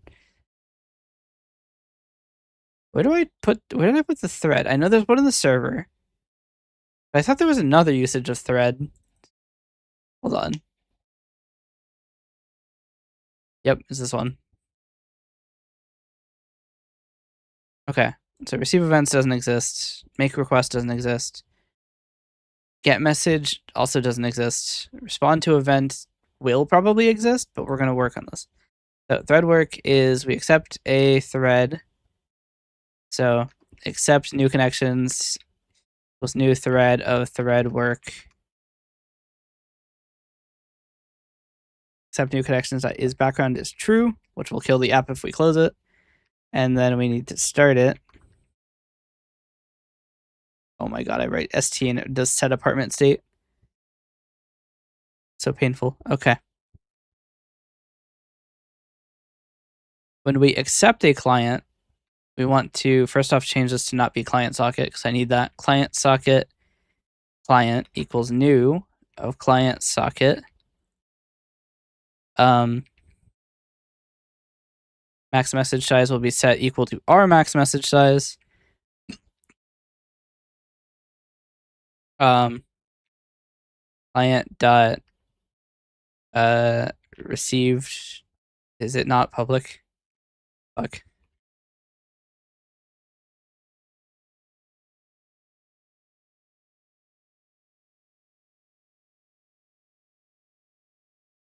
Okay.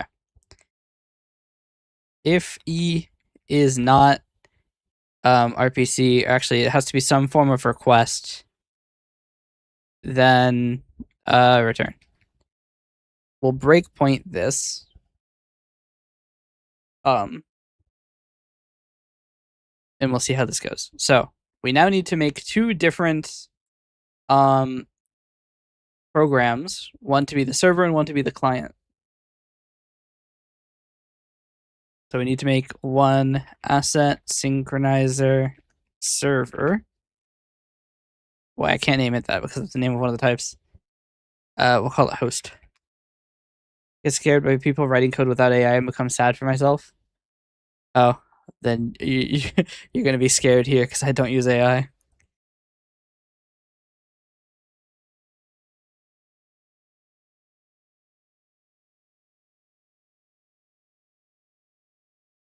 All right, we need to using asset synchronizer. Public static void main. Why did it not create one? It didn't make a main entry point. All right, asset synchronizer server ass equals new ass.bind point equals new IP endpoint of IP address dot any. Port is whatever port I used. Hold on, let me ask ChatGPT what to feel about that. Yeah. I'm a fresher 26 grad from India and it's so hard to enter this field. Yeah. It's rough. Just AI generated resumes. Yeah. That's probably the reason I don't have a job is that I don't AI generate my resume. Is there anything else I'm supposed to do before I do start listening? I feel like I'm missing something. Set bind point. No, you literally just need to set bind point. Okay. That's it? Yeah. I don't know why it held that message. We need this to be a list of client socket. I need to move this client socket into a different file. We need to take client socket is our list of clients. Clients.add client client.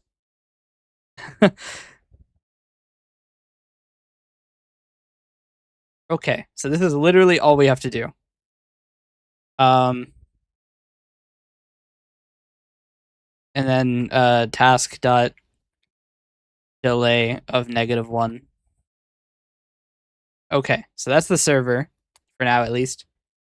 Now we need to go to the clients, which is this one. This should not have been named asset synchronizer.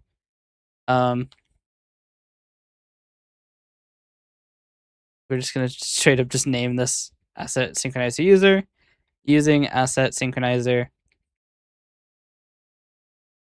client asset client ask client equals new ask client dot server address equals IP endpoint new IP endpoint of IP address dot loopback on ask client dot port. Ask client is crazy. Yeah. Ask client dot connect. We need to send a handshake request. The handshake request equals new. Request dot protocol version. I think this defaults to 1, but we'll set it. Application version is 1 as a string. Request dot application name equals Sumga. Request dot extensions is null. And then we do ask client dot make requests. I can't send requests. Shit. It's not public. I guess actually this should probably happen in the connect function, shouldn't it?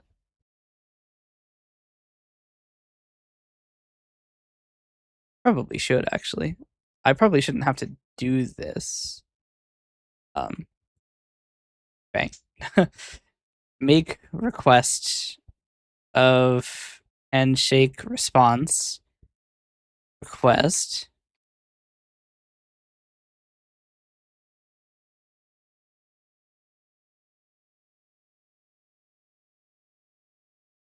We do need to store our tokens.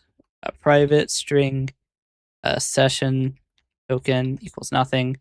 Private string access token equals nothing. Handshake dot data dot session token.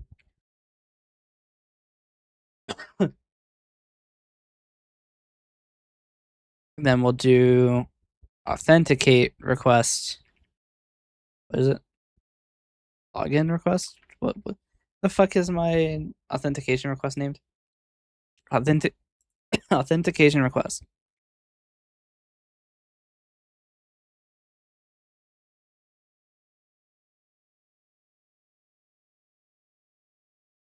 All right, a request equals new. A request dot username equals John Eldiver. A request dot password equals Jim.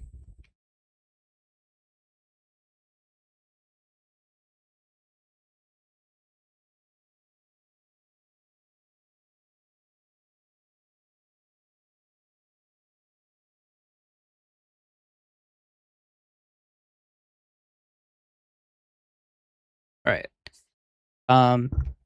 A request dot session token is actually not going to be defined.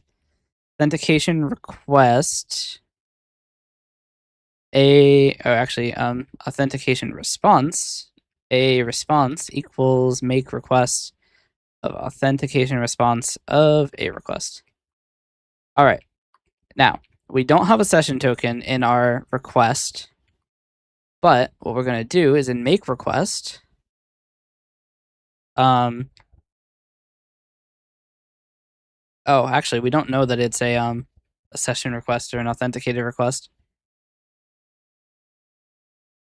If R is session request S, then S dot session token coalesce equals session token. I don't actually know if this works, but we're just gonna try it and see what happens.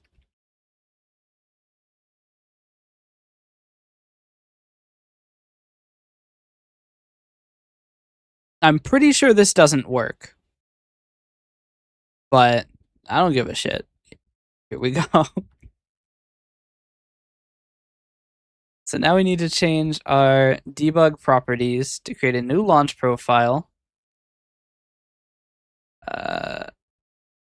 Nope. How do I make it start 2 projects at once? That as start a project. Did not mean to run it.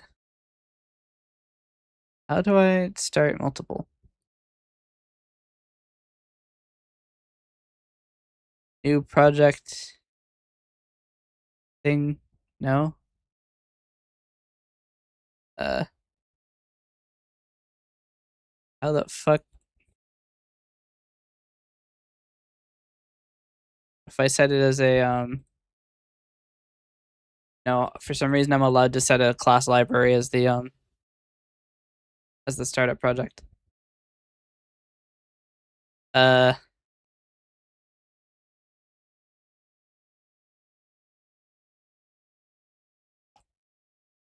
I'm gonna be completely real. I don't remember how to make two programs start at the same time. It's an entirely different menu on the other project. So they either changed it. Yes, start two projects at once.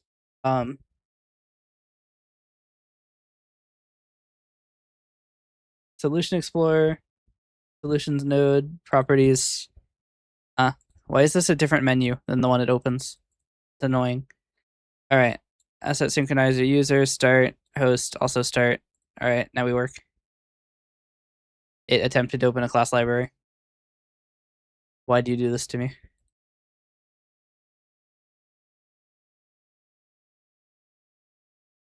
Here we go. Yeah, I'm not trying to start a class library, you fuck.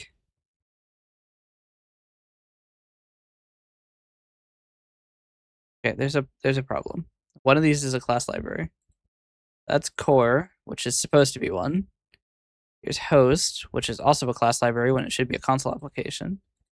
And user, which is also a console application. Okay. We found the problem.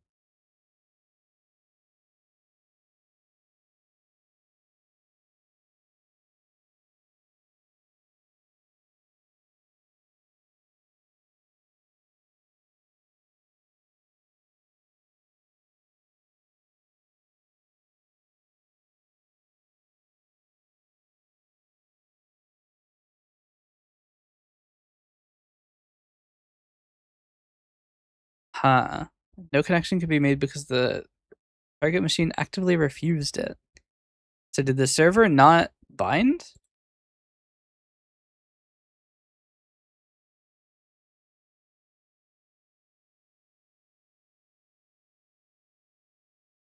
It should be binding on any. I think the problem is the client is finishing initialization faster than the server. So we're gonna fix this in the most programmatically safe way possible.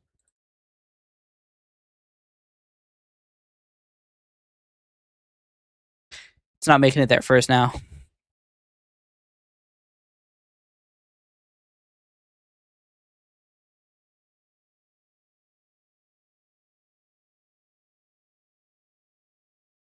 What the fuck?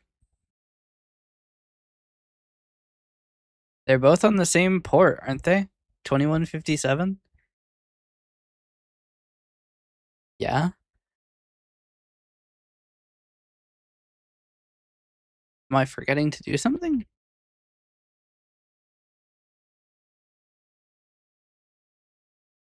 You bind.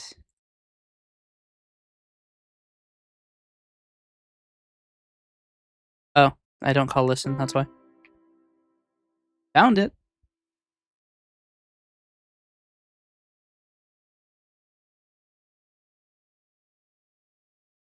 Did I make it through UAC in time?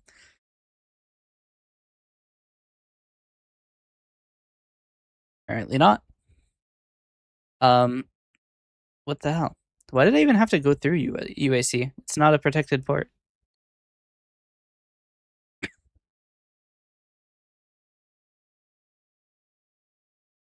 Are you Indonesian and an animator by any chance? I am neither.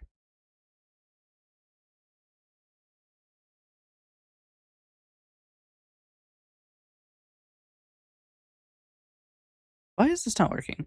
We could try binding on localhost instead of any. See if that fixes it.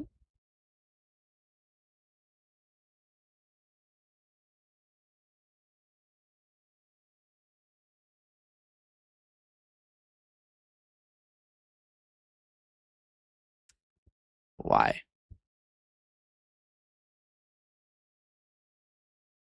Guys, I might be stupid, went onto YouTube and searched YouTube. Damn.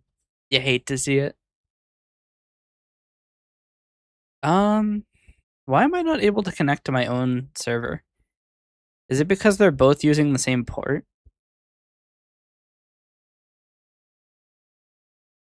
I don't think so. Saying it's actively being refused.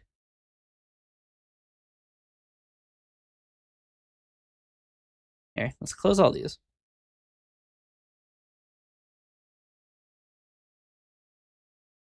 The buying point is an IP endpoint of loopback on port.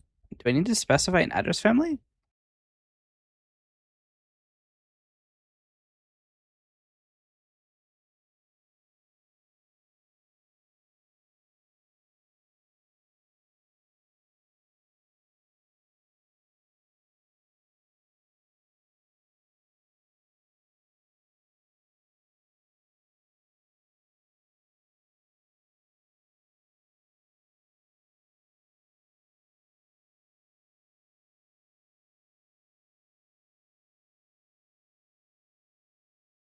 Hmm.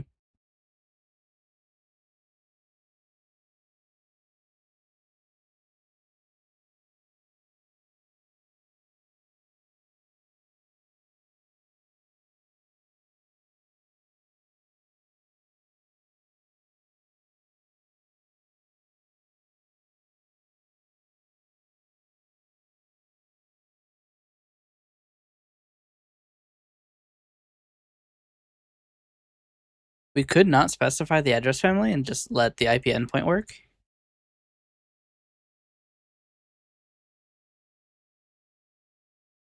Accept new connections should start accepting from thread work, which is while not stop listening, which is false and never set. So we'll accept a client socket. It will bind that and open the messaging for it. Yeah, it should just work. But the client is never succeeding the connection. Connection is always failing.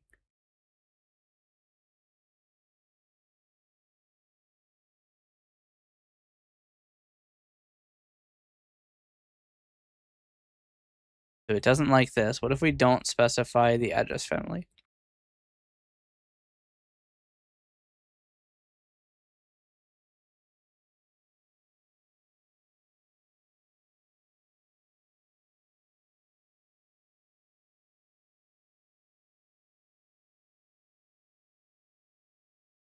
Okay, it actually connected this time. Okay, and then the server didn't hit any events at all. Okay. For some reason that ends the execution. Task.delay should it should let you delay indefinitely. Yeah, or -1 to wait indefinitely. So what is the deal?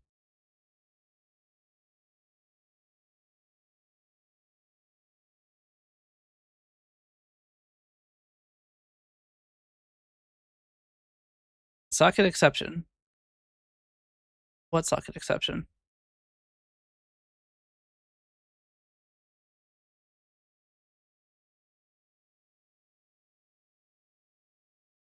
And we could just make it not a try catch.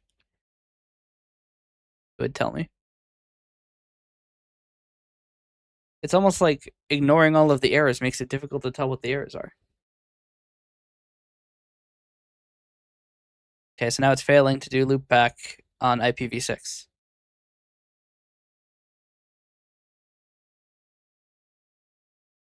What am I doing wrong here?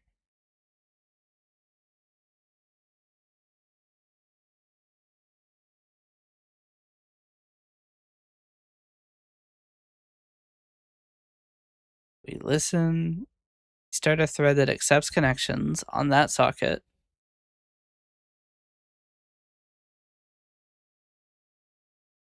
Um,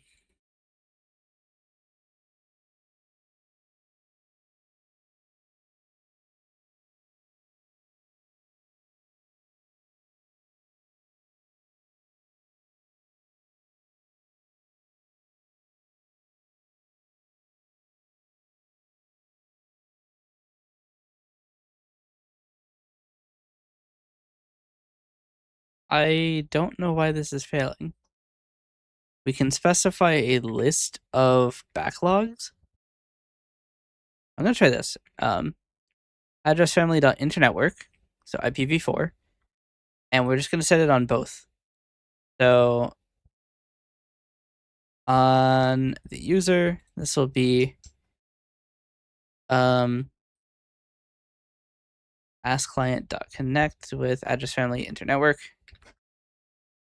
Just gonna see how that goes for us.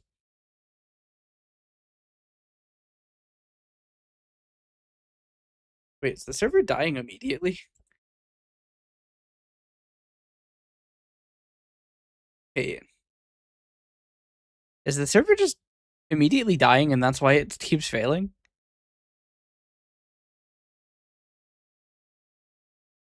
Wait. Does the server make it here? The fuck do you mean change is not supported? I didn't make any. I hit next.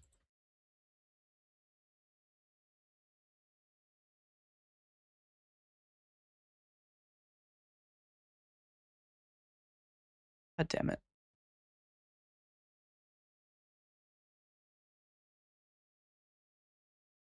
Oh, my dumbass isn't waiting for the task to end. So I create a task where we delay and then it goes straight past it and then it dies. I might be a little stupid. Just a little. A lot.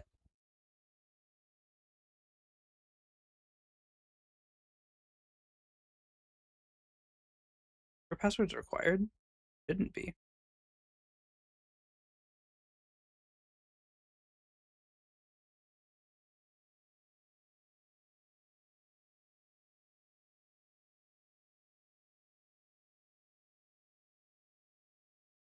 Password can be null.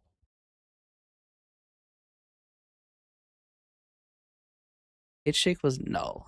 Why was Hashake null?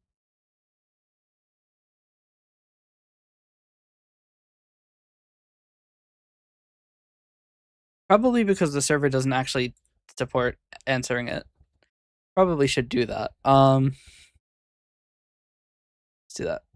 So in the server, when we get a message from client, I want to first check, is it not a request?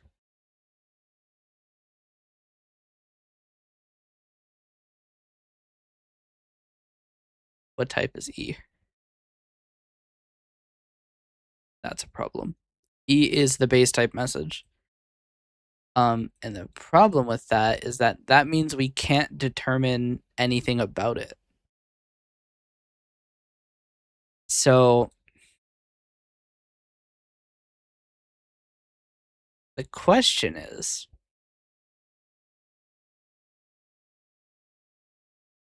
how can we deserialize it into its leaf type, essentially? Because you can't allow, okay, so Newtonsoft JSON allows you to specify the type to deserialize something as, but you can't turn that on because it's extremely dangerous, because it's remote code execution is the problem. Because you can deserialize it to any type, including inbuilt types, and then you can execute code based on that. The problem. So we need to, instead of deserializing the message, and this is going to be a problem on the reverse as well, we need to somehow determine the type of a message.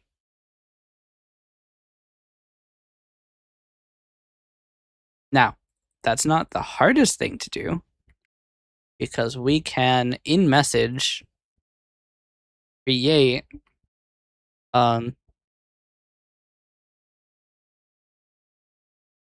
we could send some sort of hint as to what type this is.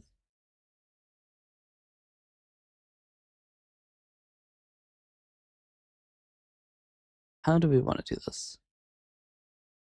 Well, first we can store the message type. So public string message type.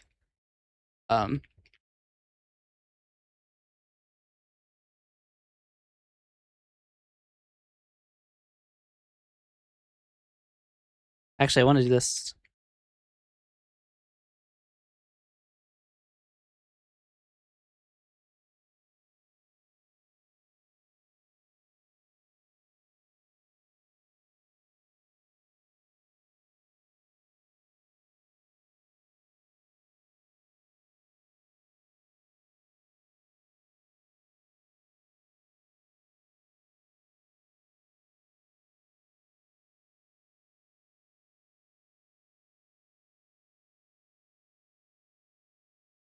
Okay, so the idea now is that event will have a constructor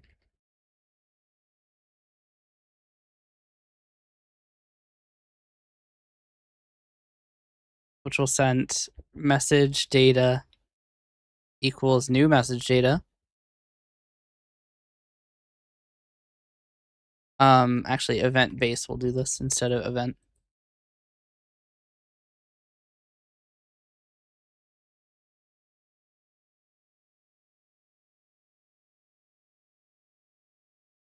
I actually think it has to be public to be serialized.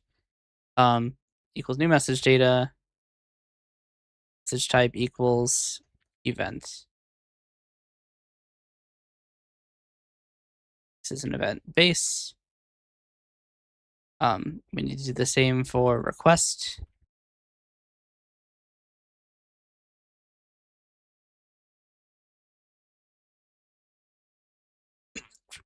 And to response.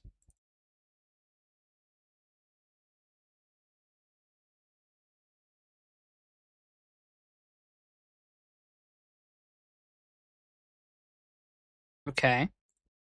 And now we have enough information to determine at least what archetype a message is, which is enough information actually to determine everything, because actually request doesn't include the type of its request. So requests can't be deserialized.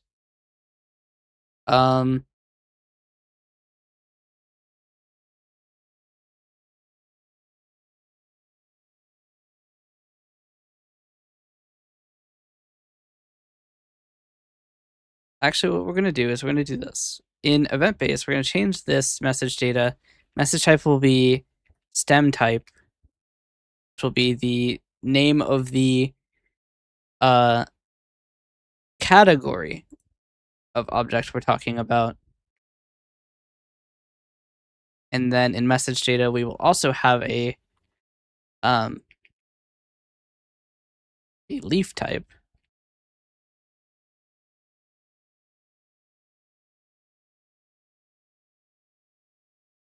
So something like asset synchronize, or what is it?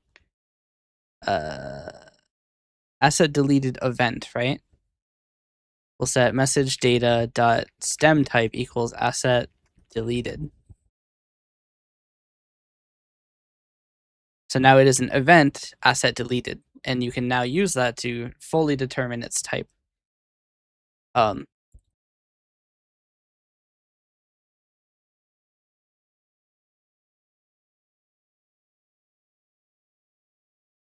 Actually, we could use a constructor to determine this, because then it would be enforced.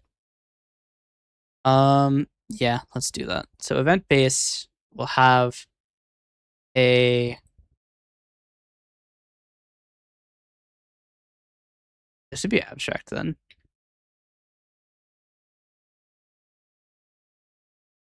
String stem type or leaf type.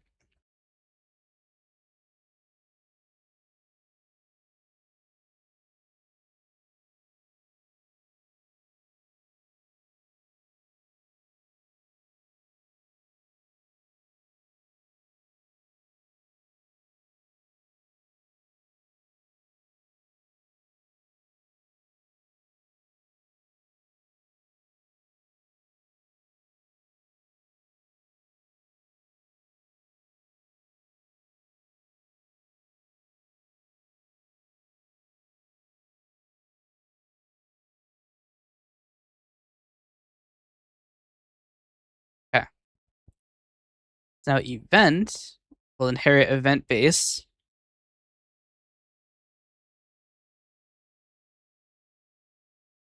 which will forward its data.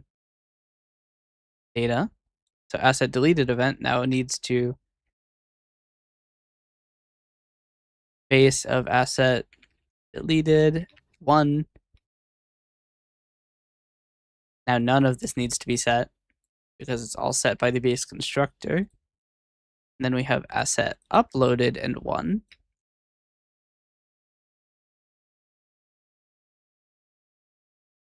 Okay, so now for requests, we need to do the same thing. Hey T, how you doing? I'm doing good. We're working on a commission for an asset synchronization library. Or well, the commission is for more than this, but this is just one part of it. And I've come to the fun part where if you're sending JSON messages, you can't actually polymorphically deserialize them. So I have to add some hints as to what I'm actually looking at. The string, leaf type, and int version. Leaf type equals leaf type. We don't actually have a version for a request, do we? RPCs have requests, but simple requests do not. So we'll just take a leaf type directly. Then session request needs to forward that. Authenticated request needs to also forward that. RPC request needs to forward that. And we will include int version in this. We will say RPC version equals version, RPC ID equals leaf type. A handshake request, we'll simply do a string leaf type is not part of it. It will be base of handshake. And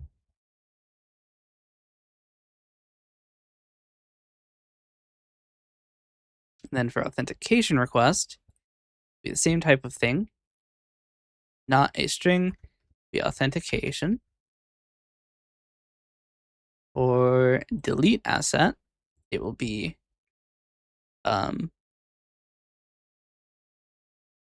base of delete asset 1.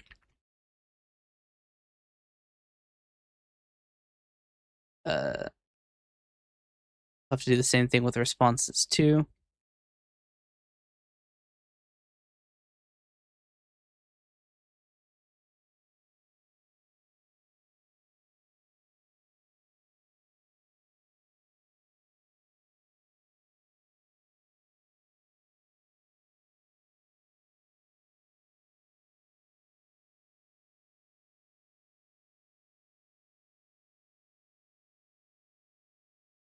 Okay.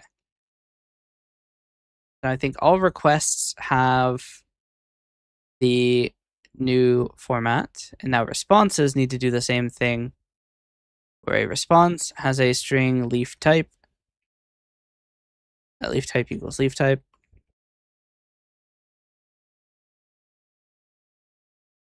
Now handshake response needs to be constructor leaf type. Do responses should probably have, no, I guess they don't have version information, do they? So this should just work. Authentication response. Oh, handshake response should have a leaf type of handshake.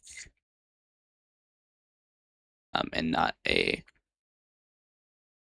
All right, authentication, same thing. No argument. Leaf type is authentication.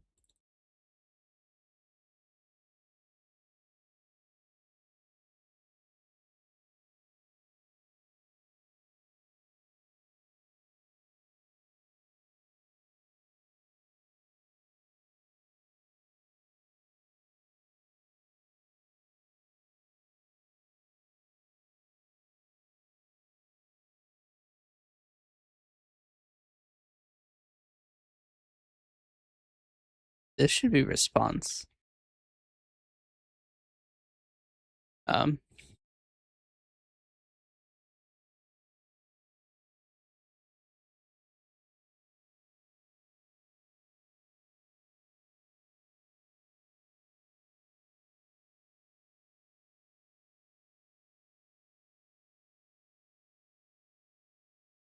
Okay. Now everything is tagged.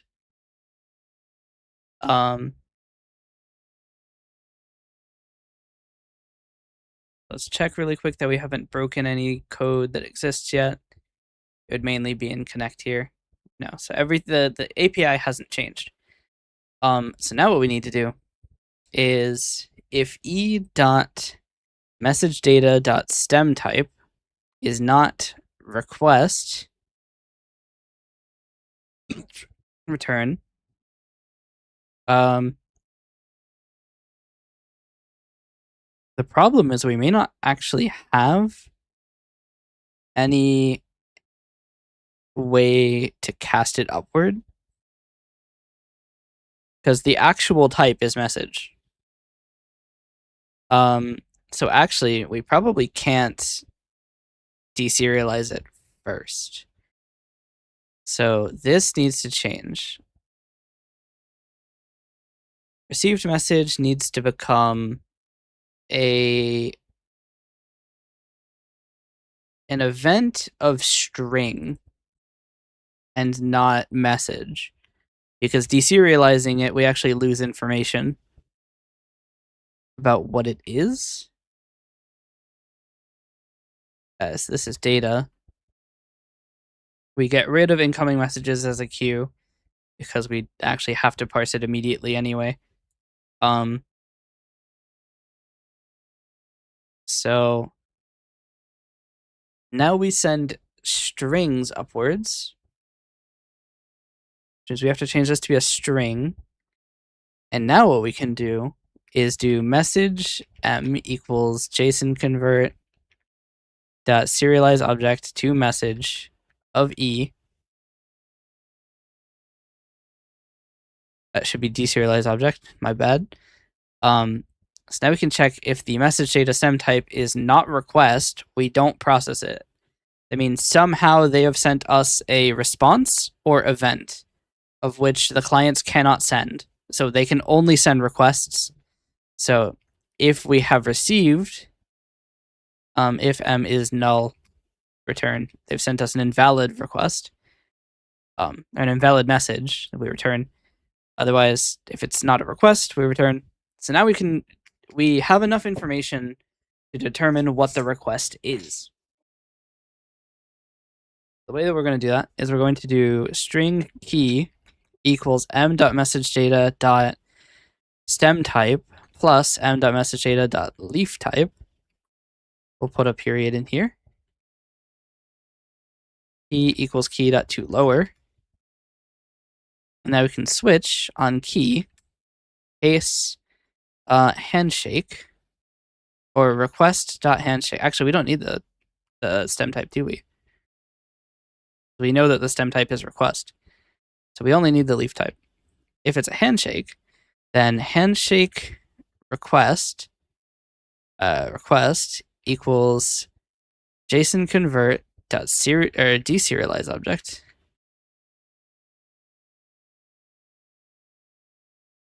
I love that it defaults to constructor object, like you would ever want to use that. Deserialize object of E into a handshake request. If request is null, throw new exception, invalid request format. All right.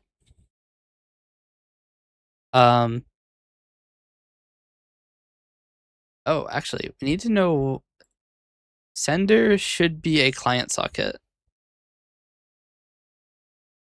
So we need to actually do client socket sender socket equals sender as client socket.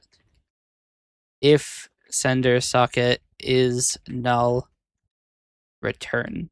We must have been sent from a client socket.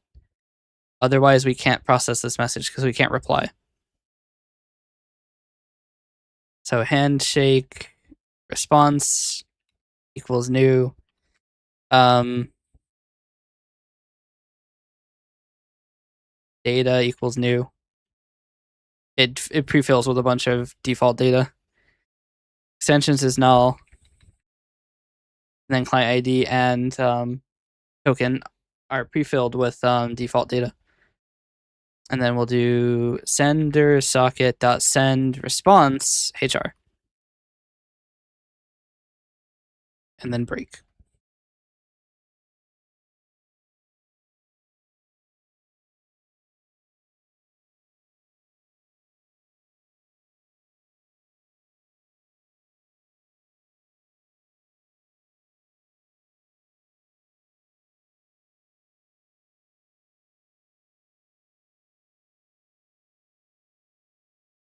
Okay.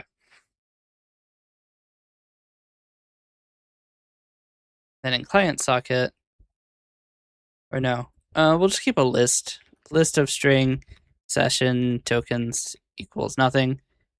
List of string access tokens equals nothing.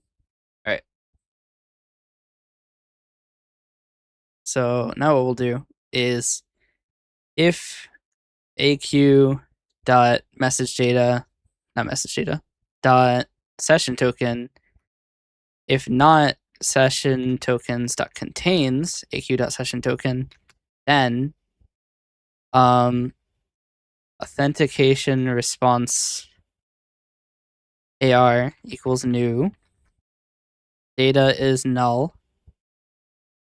Error equals the session token was not found.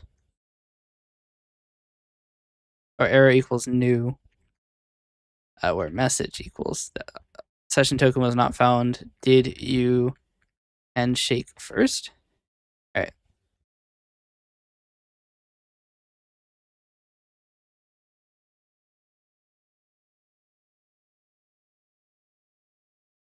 Then we'll probably make this a generic function.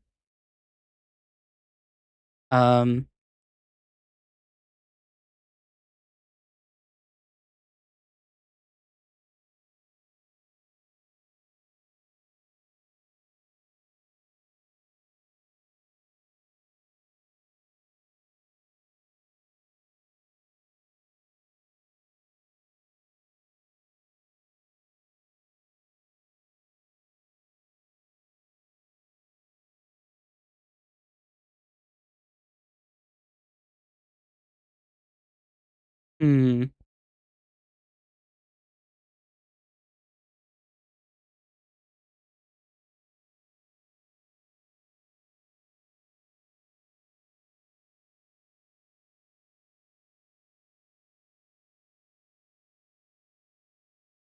Hmm.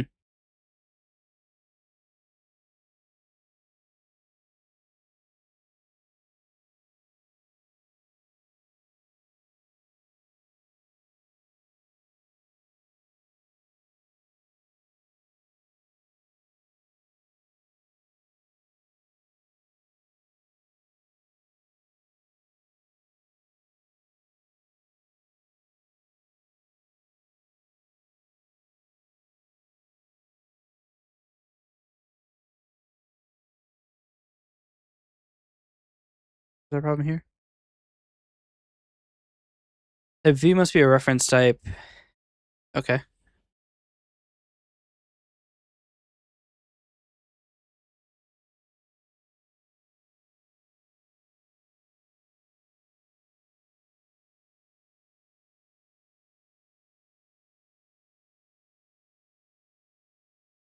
Cinema.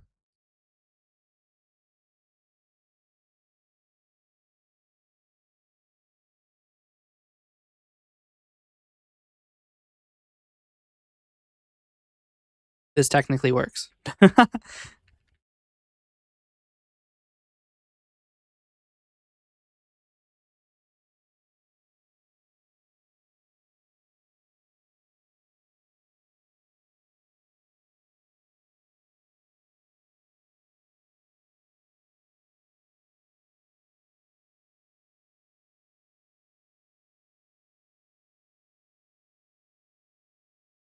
That's also set to be. All right.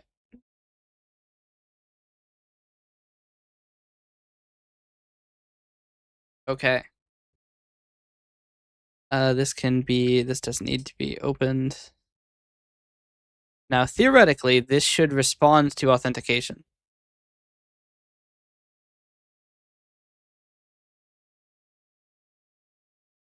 I don't think that the client will actually be able to read it, but HShake was null. Yeah, the response is still invalid. Because we don't have the way to read the response. Which is fine, because now we can do that. So, get message, we need to change how it works. It will read it as a message, which is not information enough. But I need to go run to the bathrooms. I will be right back.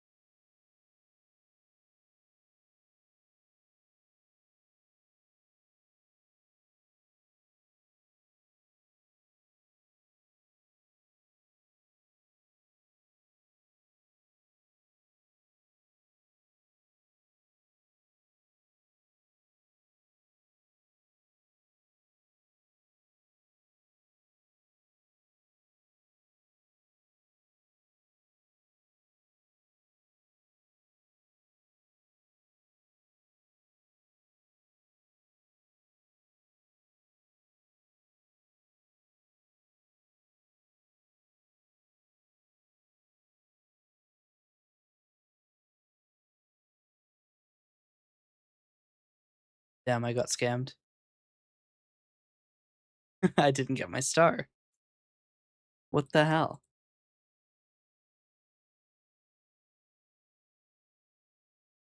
Problem is it can start too low. Why are people following my stream notification account?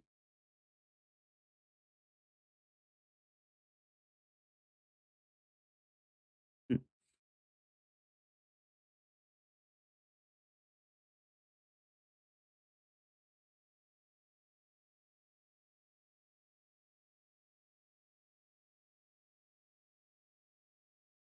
Anyway, let us get back to the development.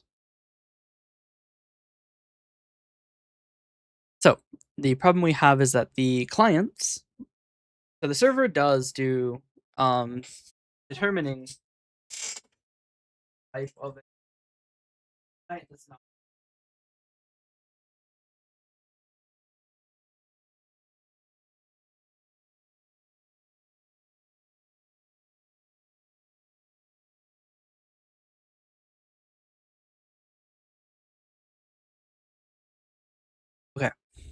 So when we get a message response, we need to give it a hint as to the type we expect back. Actually, the weird thing is we do, and we are not getting that type. Why are we not getting that type?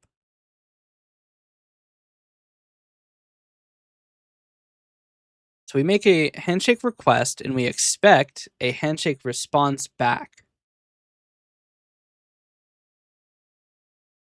So we call a get message, right? And that returns null because there's nothing left in the socket.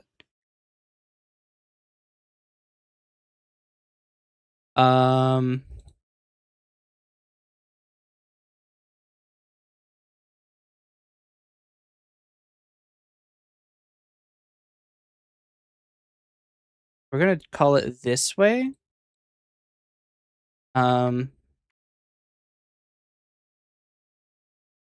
There's one.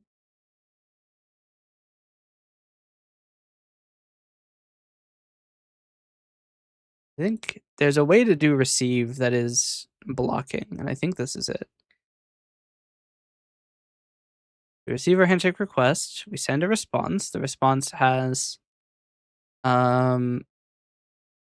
basic data. Okay, so we send the response. We call get message. Okay. Clearly I am too slow because it already sent and did the authentication response.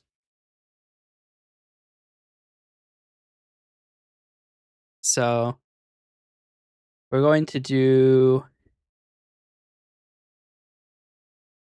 let's do this. If debug and if console, the right line. Actually, we don't know that the console is here.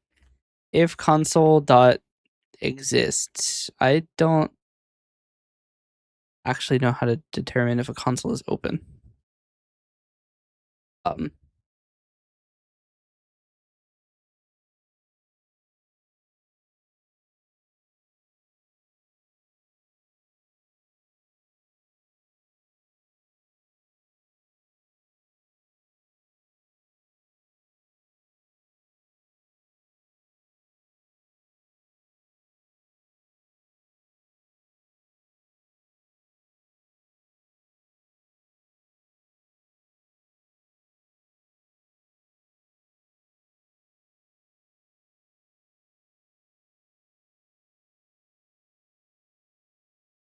Hmm.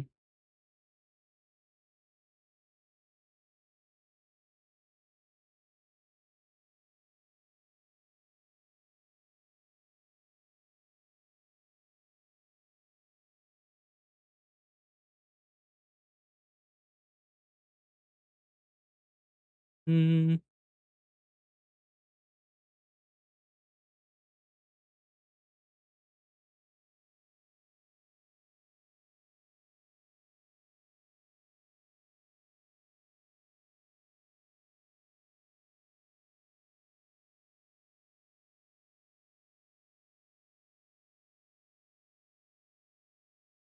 So apparently the only way to tell if there is a console is to try to set the window height, which will throw an exception if the console isn't existent. So what we're gonna instead do is we're just gonna put the entire thing in a try catch. Right. Dot session token equals session token.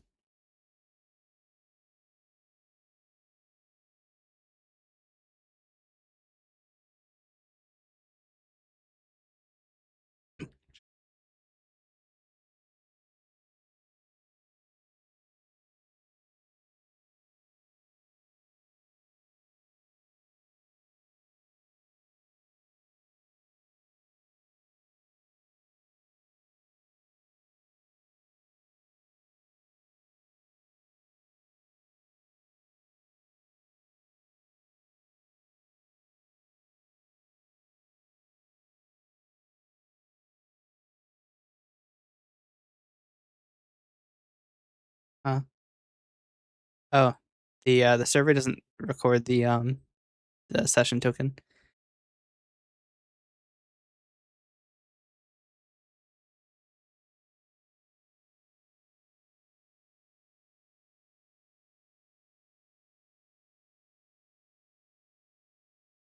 Okay. So we got our random tokens. That actually worked pretty well.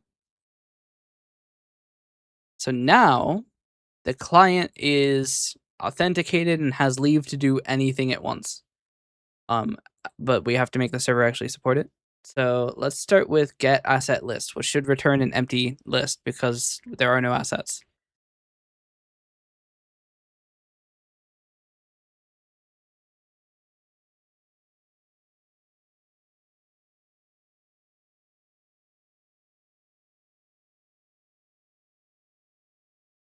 We could probably do something to genericize this, because this is always going to be the case. If we attempt to deserialize the object and it is null when we make it this type, that means that the declared type of the object is incorrect.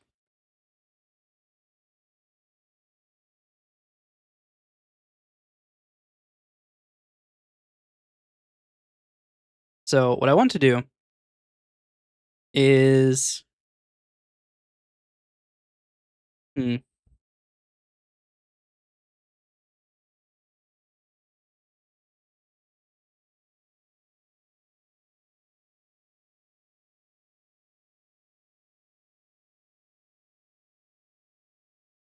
idea is to have something like private, I can spell private, void handle request with a type, argument, string, JSON, data. Handle request, we also need the client socket we sent it from. So we will start by doing T request. T needs to be where T inherits from request. T request equals JSON convert deserialize object to T of JSON data. If if request is null, then we throw an exception that the request was invalid. And we need to know, we need an action of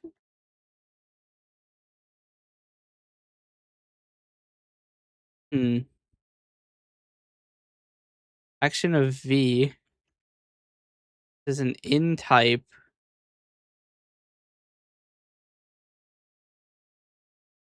Actually, it's action of T callback.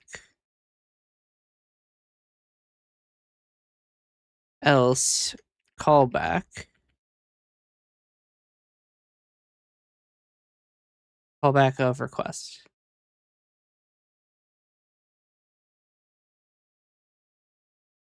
So what we can do is handle request of handshake request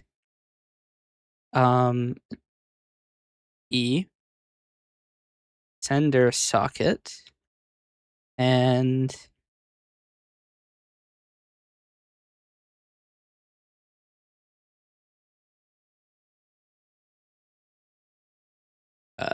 this response.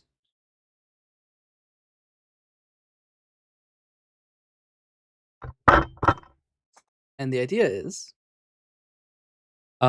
we can do in handle request more checking. So we can get rid of this. If the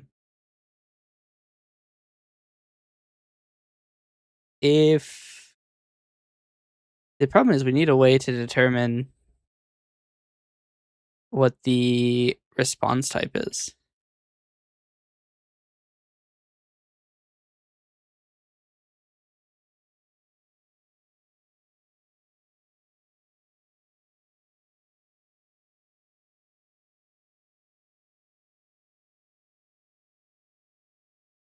I'm going to make a response base.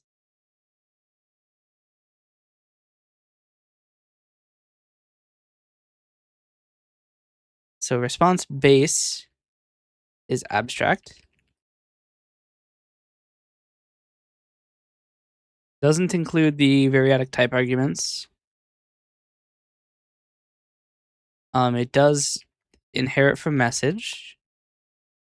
This now inherits from response base.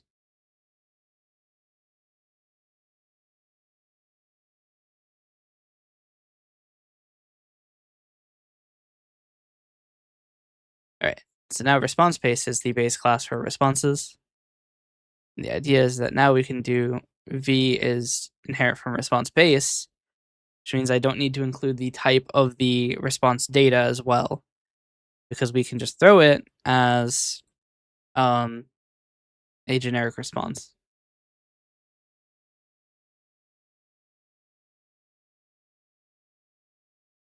Can we? No, we can't, because response base is abstract, so we can't return it because we can't create them.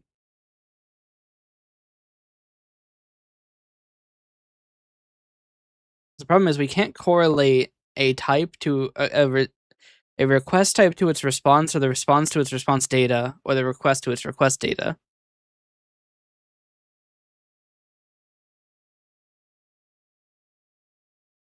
So what I would like to do is, if this returns an exception, then we create an error object for the response, but I don't think we can. But we'll have to throw an exception and catch it in the handler. If request is session request SR, if not session tokens.contains sr.session token, then throw new unauthorized access exception. The session token was not found. Did you hand take first? All right. And then if request is an authenticated request,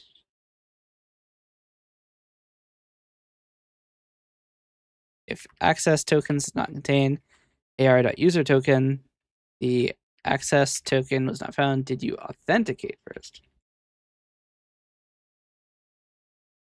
And then otherwise, we call callback. And now the idea is that this authentication request, we do handle request of authentication request, sender socket, and then request into. We don't need to do any of this. We call AR2. Instead, this is just, actually, yeah, we don't even use the request object.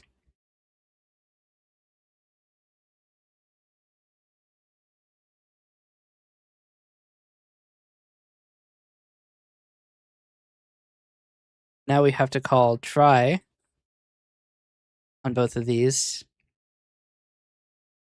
and hatch exception ex. We will call sender socket dot send response, create or get error response of we'll just leave empty type arguments. Okay, so this will be handshake request or handshake response data. And this will be authentication response and authentication response data.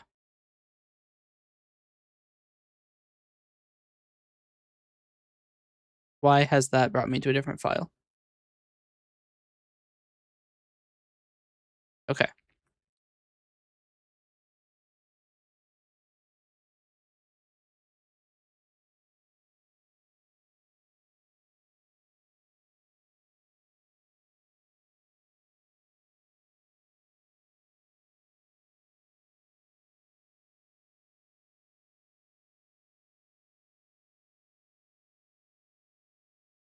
Oh, we also need to do error equals new.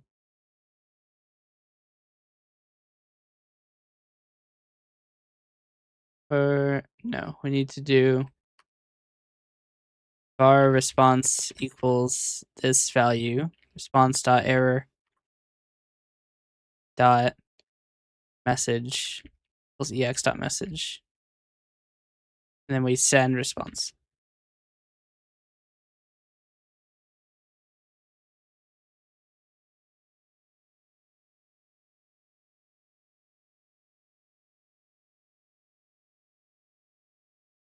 And we can change this to the new handle request format of get asset list request, get asset list response, get asset list response data. The answer to it is actually not defined here. All right. So get asset list response galler equals new, galler.data equals new, galler.data.assets equals empty.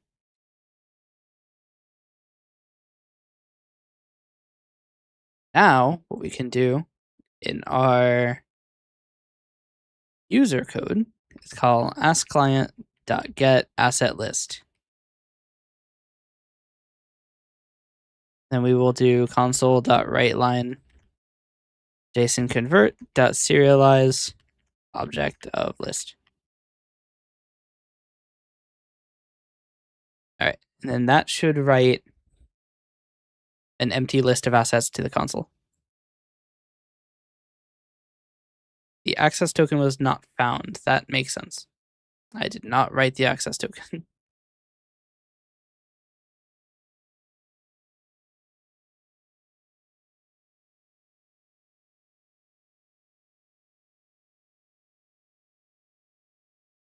Okay, I did write it this time. What do you want?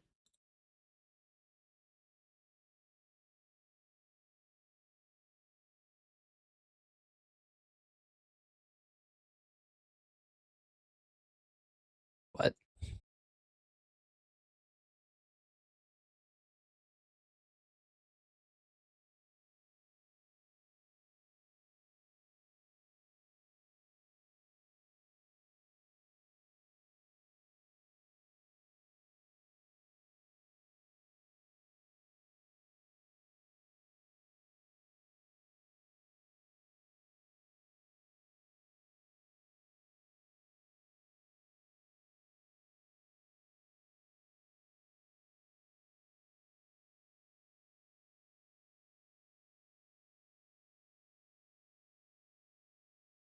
The user token is empty.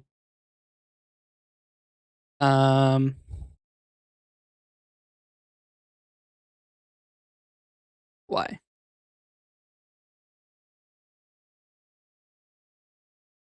The default's to empty. If a.user token, if string is null or white space of a.user token, then a.user token equals access token. The same for session token. Okay.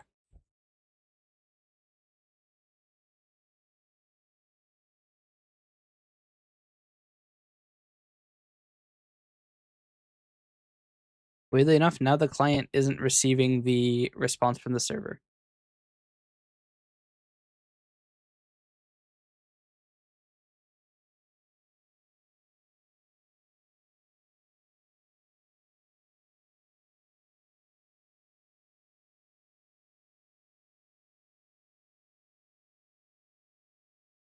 Why are we not receiving the answer from the server now?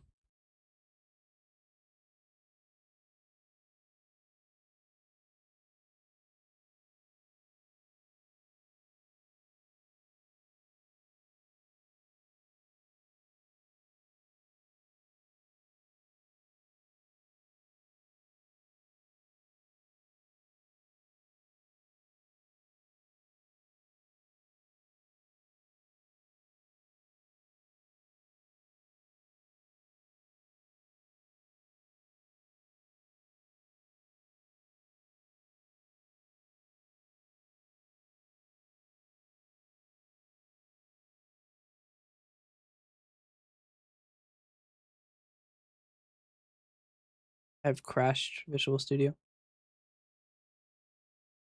Yep, it fully died. So the issue is there's some sort of synchronization issue. Where the server is not sending a reply that the console or the client is expecting.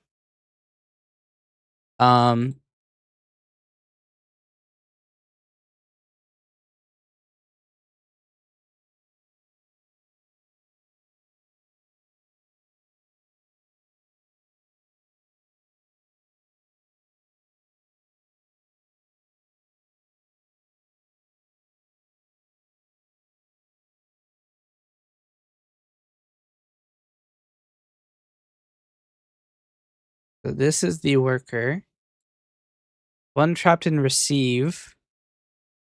And it hasn't received the 4 bytes saying how long the message is.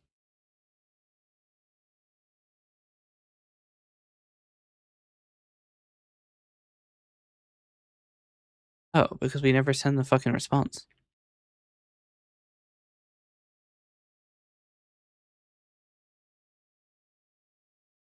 Please.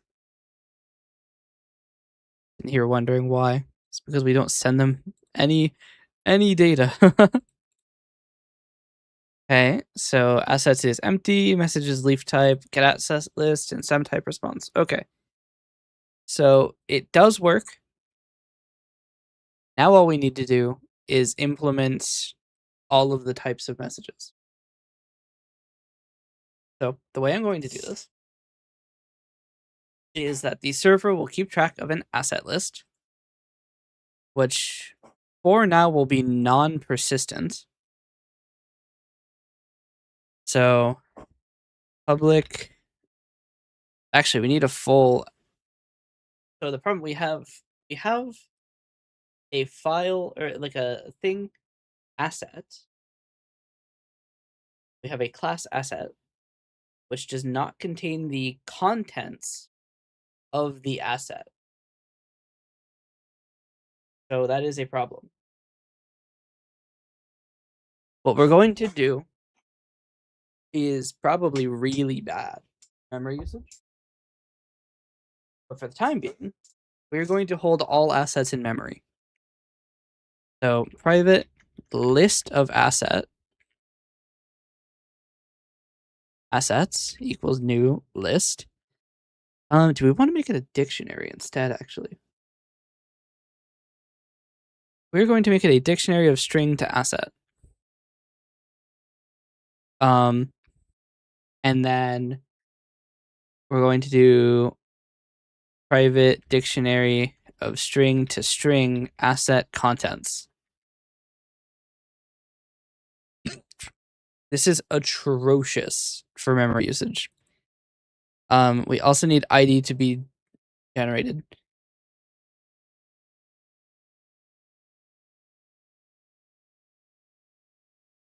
Okay.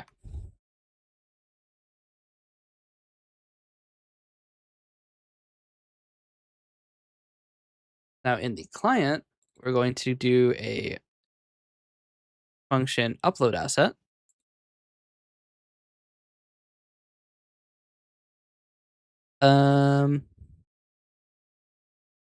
We'll also store upload asset string file name byte data.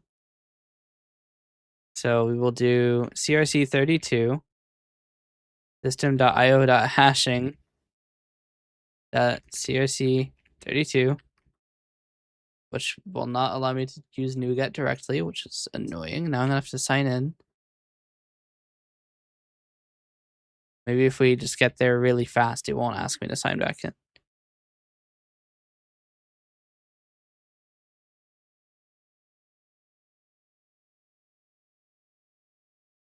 It didn't ask me to sign in. Cinema. Hash uint32 of data.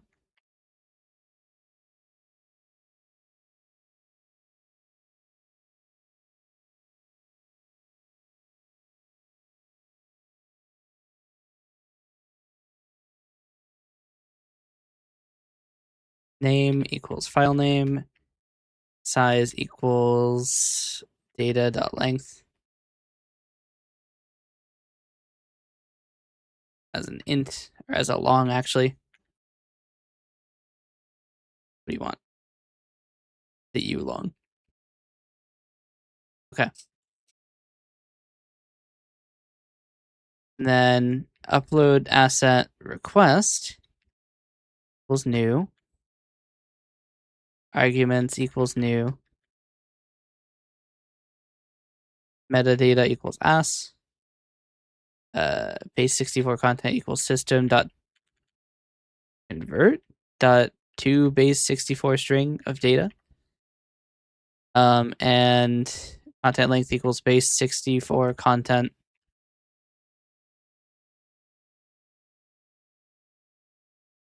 Cinema. Am I not allowed to do that? No? Okay.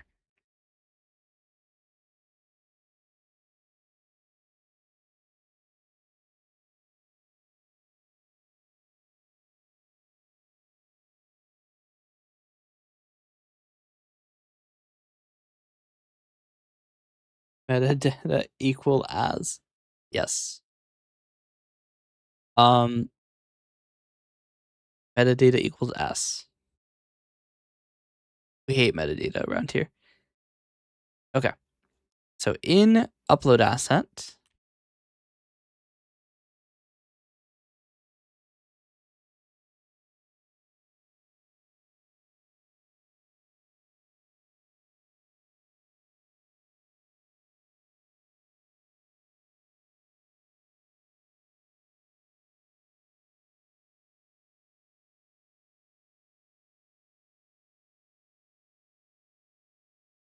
okay, assets, add request dot arguments dot metadata, asset. Oh, we need request dot arguments dot metadata dot id.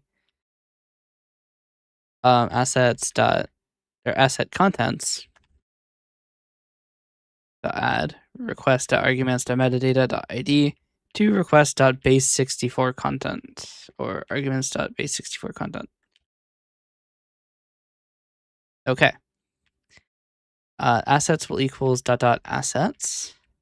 So it will now be filled. Dot key dot values.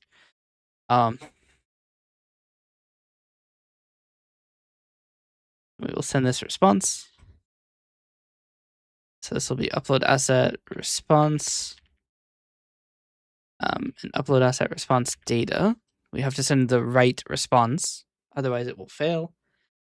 We will have one for delete asset.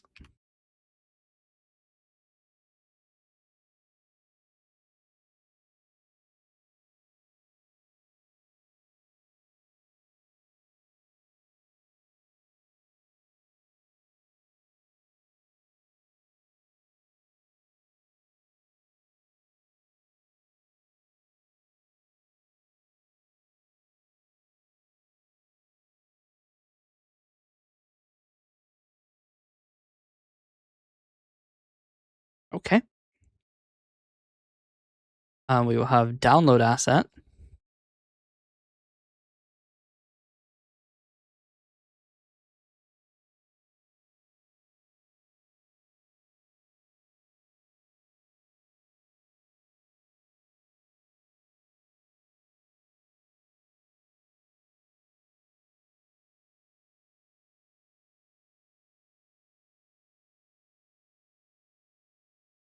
Okay. And then the length will equal this dot length. Actually, we'll set it to the data dot base64 content.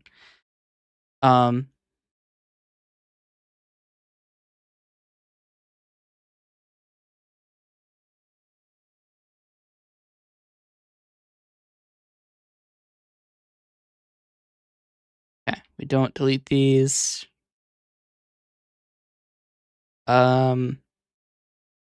If not assets that contains key request arguments asset ID, then the throw new not found exception. The asset does not exist.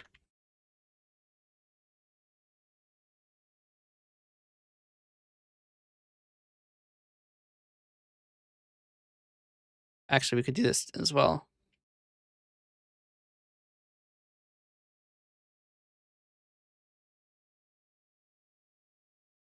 Okay. Now we should be able to upload, delete, download, and get a list of assets. We now need to test all of those. The way we're going to do that is go to the user program. We're going to create an asset. Funny asset data equals random number generator dot get bytes. We got 64 bytes. We don't want it to be too long. So ask client dot upload asset with the file name test.bin funny asset data. And we want to do ask client dot get asset list again. Ask client dot delete asset. Actually, we need the response from this. Upload asset response. String asset ID equals UAR dot message data, not message data dot metadata dot ID. We want to delete asset ID.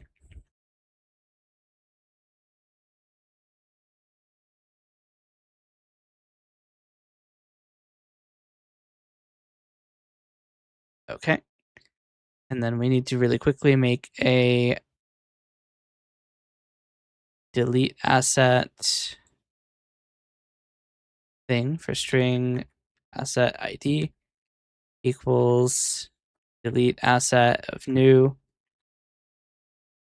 delete asset request, arguments equals new, asset ID equals asset ID. And we will return the value from that.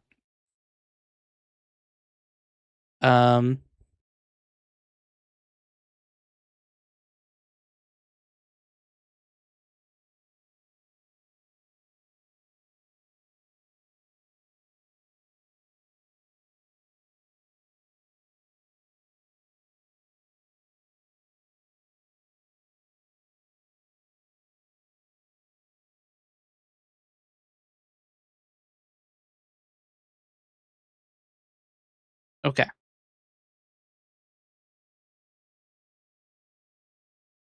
So there's nothing in here. We upload an asset. We test to make sure that the list is right. We want to download asset response star equals new. Not new. Ask client dot download asset of asset ID. We will write that response to the output. We will delete it and then write that to the output as well.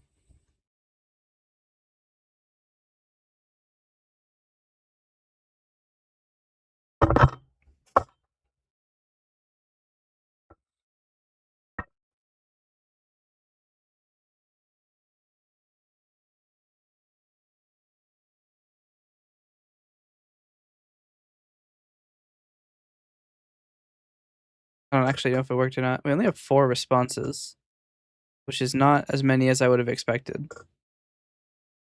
Or is it? We don't upload we don't write this.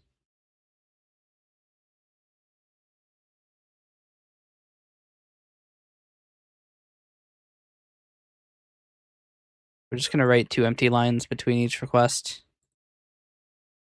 That's easier to identify.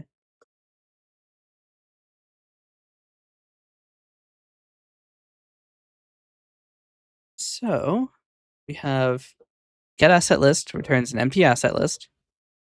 We upload the data We download the data, which has the exact same content for both messages, except for the fact that one of them says metadata and one of them says assets, which is weird. I should probably change that. Why does the download message say assets?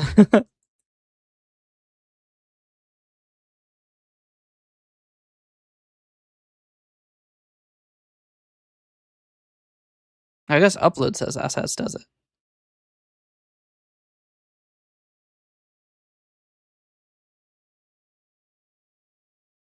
Huh? Why does one of them say assets? Oh, we upload it, then... Okay, no, hold on.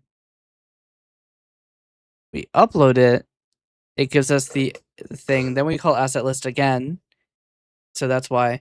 And then we download it, which gives us the content of it in base 64, content length of 88, with an actual size of 64.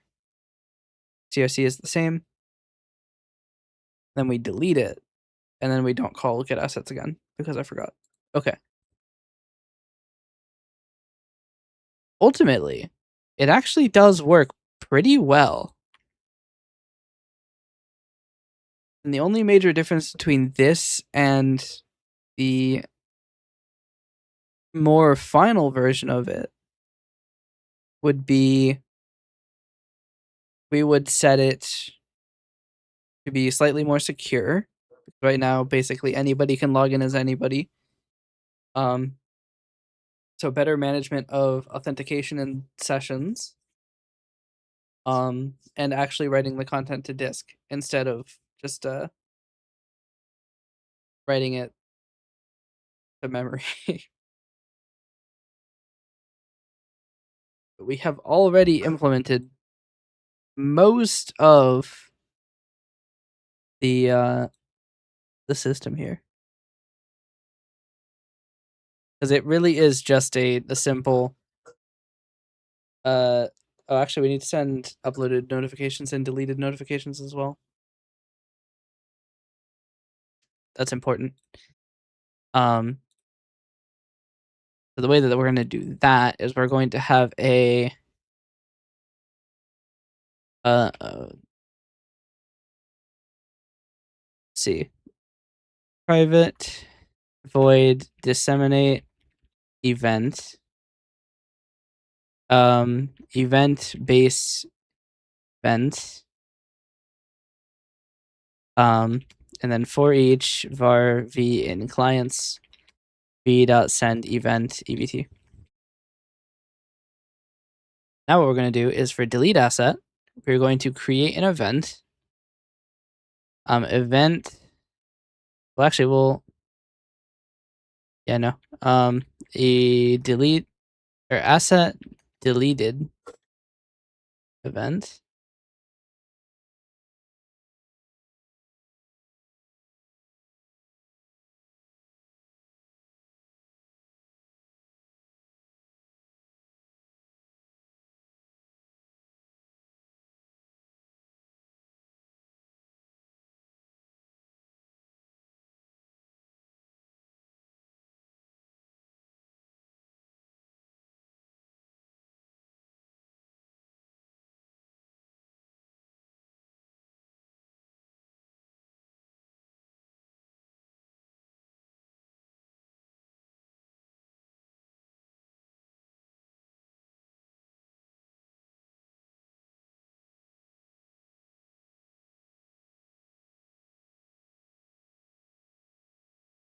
All right, we want asset uploaded event to be later.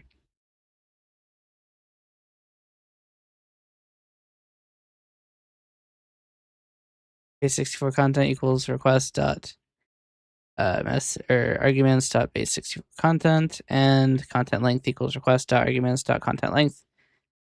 All right, and future work here is to make sure that to do virus scanning on this essentially. To make sure Jim Fortnite isn't uploading malware. I do want to see if this blows up because we aren't actually handling events.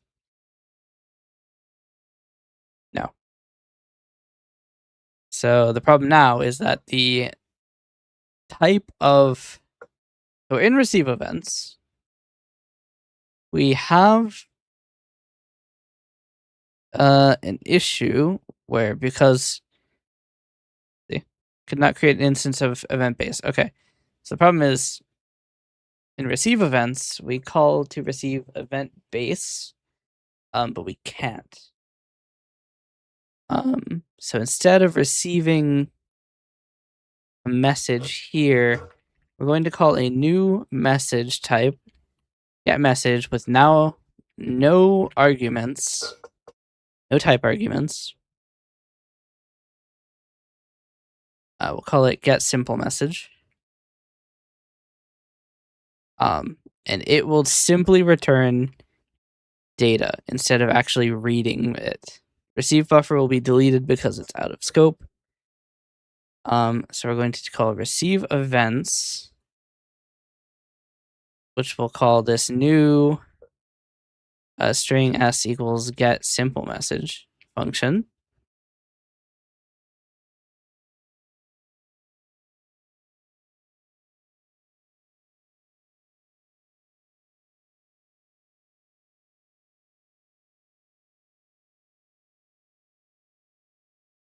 Okay, so it will ignore events essentially.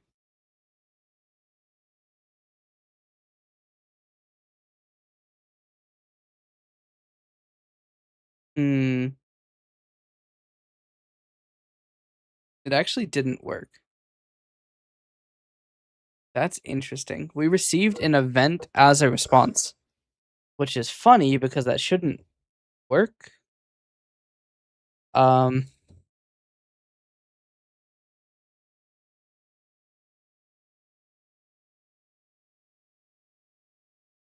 Yeah, I'm not quite sure what just happened. How did we receive an event into the output here? It is sending asset deleted event, which is funny because the response isn't an event, so it should not be returning an event object.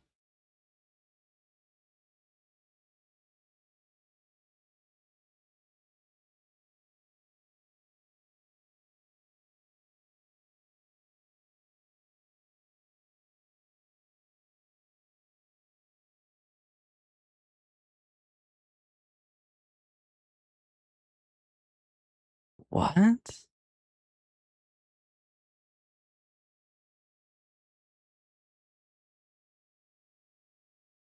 We need to put a breakpoint here. We're receiving the wrong type, which is crazy because that should just fail. It doesn't.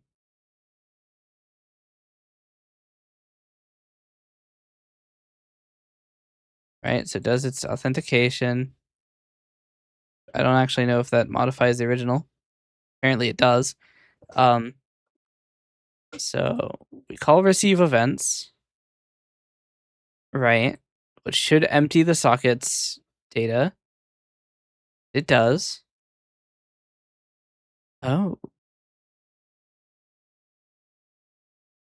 Problem is that response.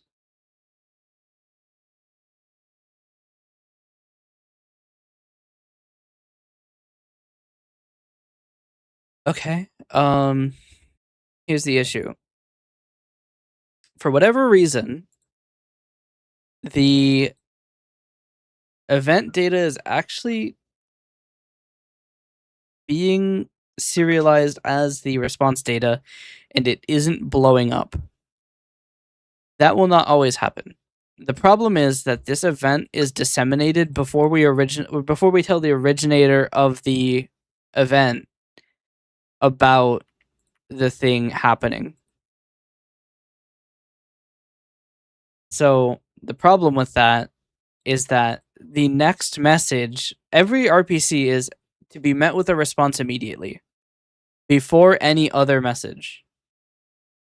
And the problem with that is that because we're sending the event first, that goes through first and overrides the invariant that every RPC has a response because it's sending a different response first. So the fix to that is just to make sure that every event that, or every RPC that sends out an event first sends the response to the client. Which is weird because that actually means that events may end up not being possible to implement down the line. We need to somehow fix that. We could just send an event to everybody except the person who sent it. Because it doesn't make sense to tell them as well. But that is for future me to find out. And for current me to not worry about. Strangely enough, it wrote data to the console after the program exited. Which is weird.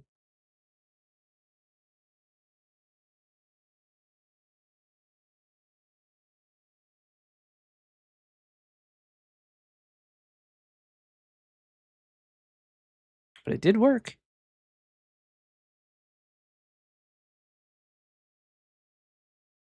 So now all we have to do is implement some sort of filtering so that we only accept valid PNG files, which right now is not going to be a requirement. We just need to make some way for the server to intercept an upload asset request, and cancel it if it is determined to be undesirable.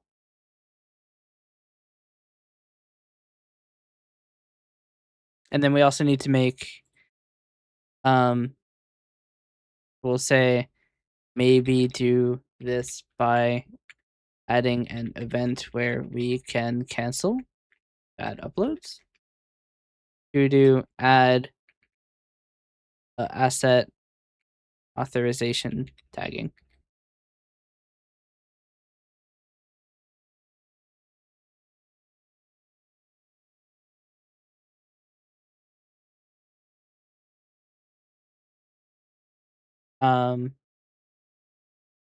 That's essentially it. Just need to add a way to make it so that you can't change other people's assets. Then we need to add a folder system, essentially, which could be done with the ID, because the ID right now is just a random string, but it doesn't have to be. It can be any value that is at least unique. So it could be the folder structure might just be the ID is just the name of the file. Or we could do it in name too. That works too.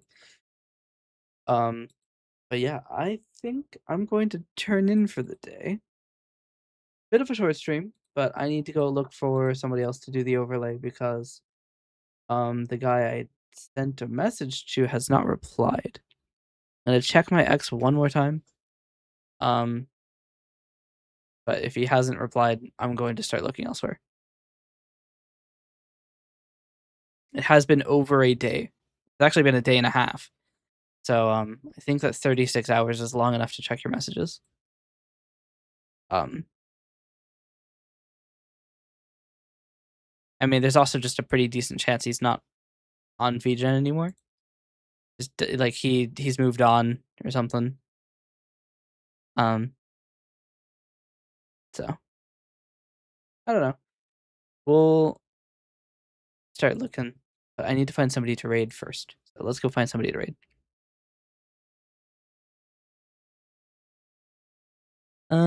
As much as I would like to raid you, I probably shouldn't.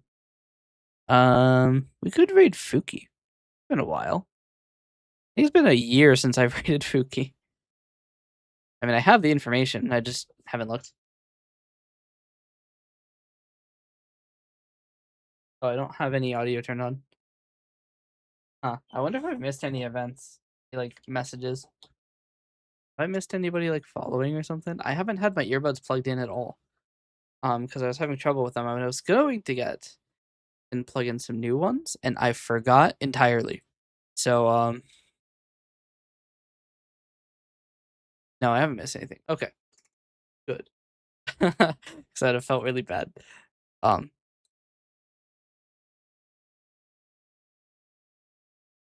Let's see.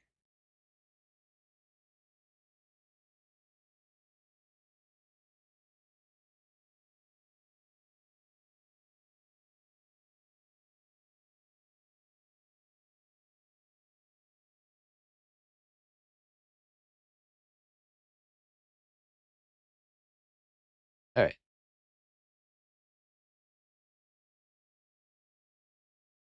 Here we go. Going to raid Fuki00, who is playing Assassin's Creed Black Flag Resynced. Which I have no idea what's going on in the world of Assassin's Creed. I don't play it. Here's our raid message. You are never safe from the Ulanum raid, and then the French flag. I still don't know why I'm using this as my raid message. Or like I don't know why I'm using the French flag as my raid, but we still haven't come up with anything better. You know what? We might just do it for the entire month. Fuck it, right? Like we could do that. Bit of fun, huh?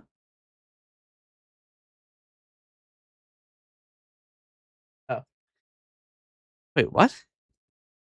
Why does this chat not have any of the messages?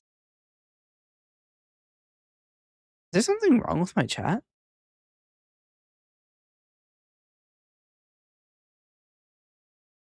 Huh. I'm not quite sure why the chat here doesn't have all of the messages. It should be loaded at all times. Actually, out of curiosity, if I put in a couple A's,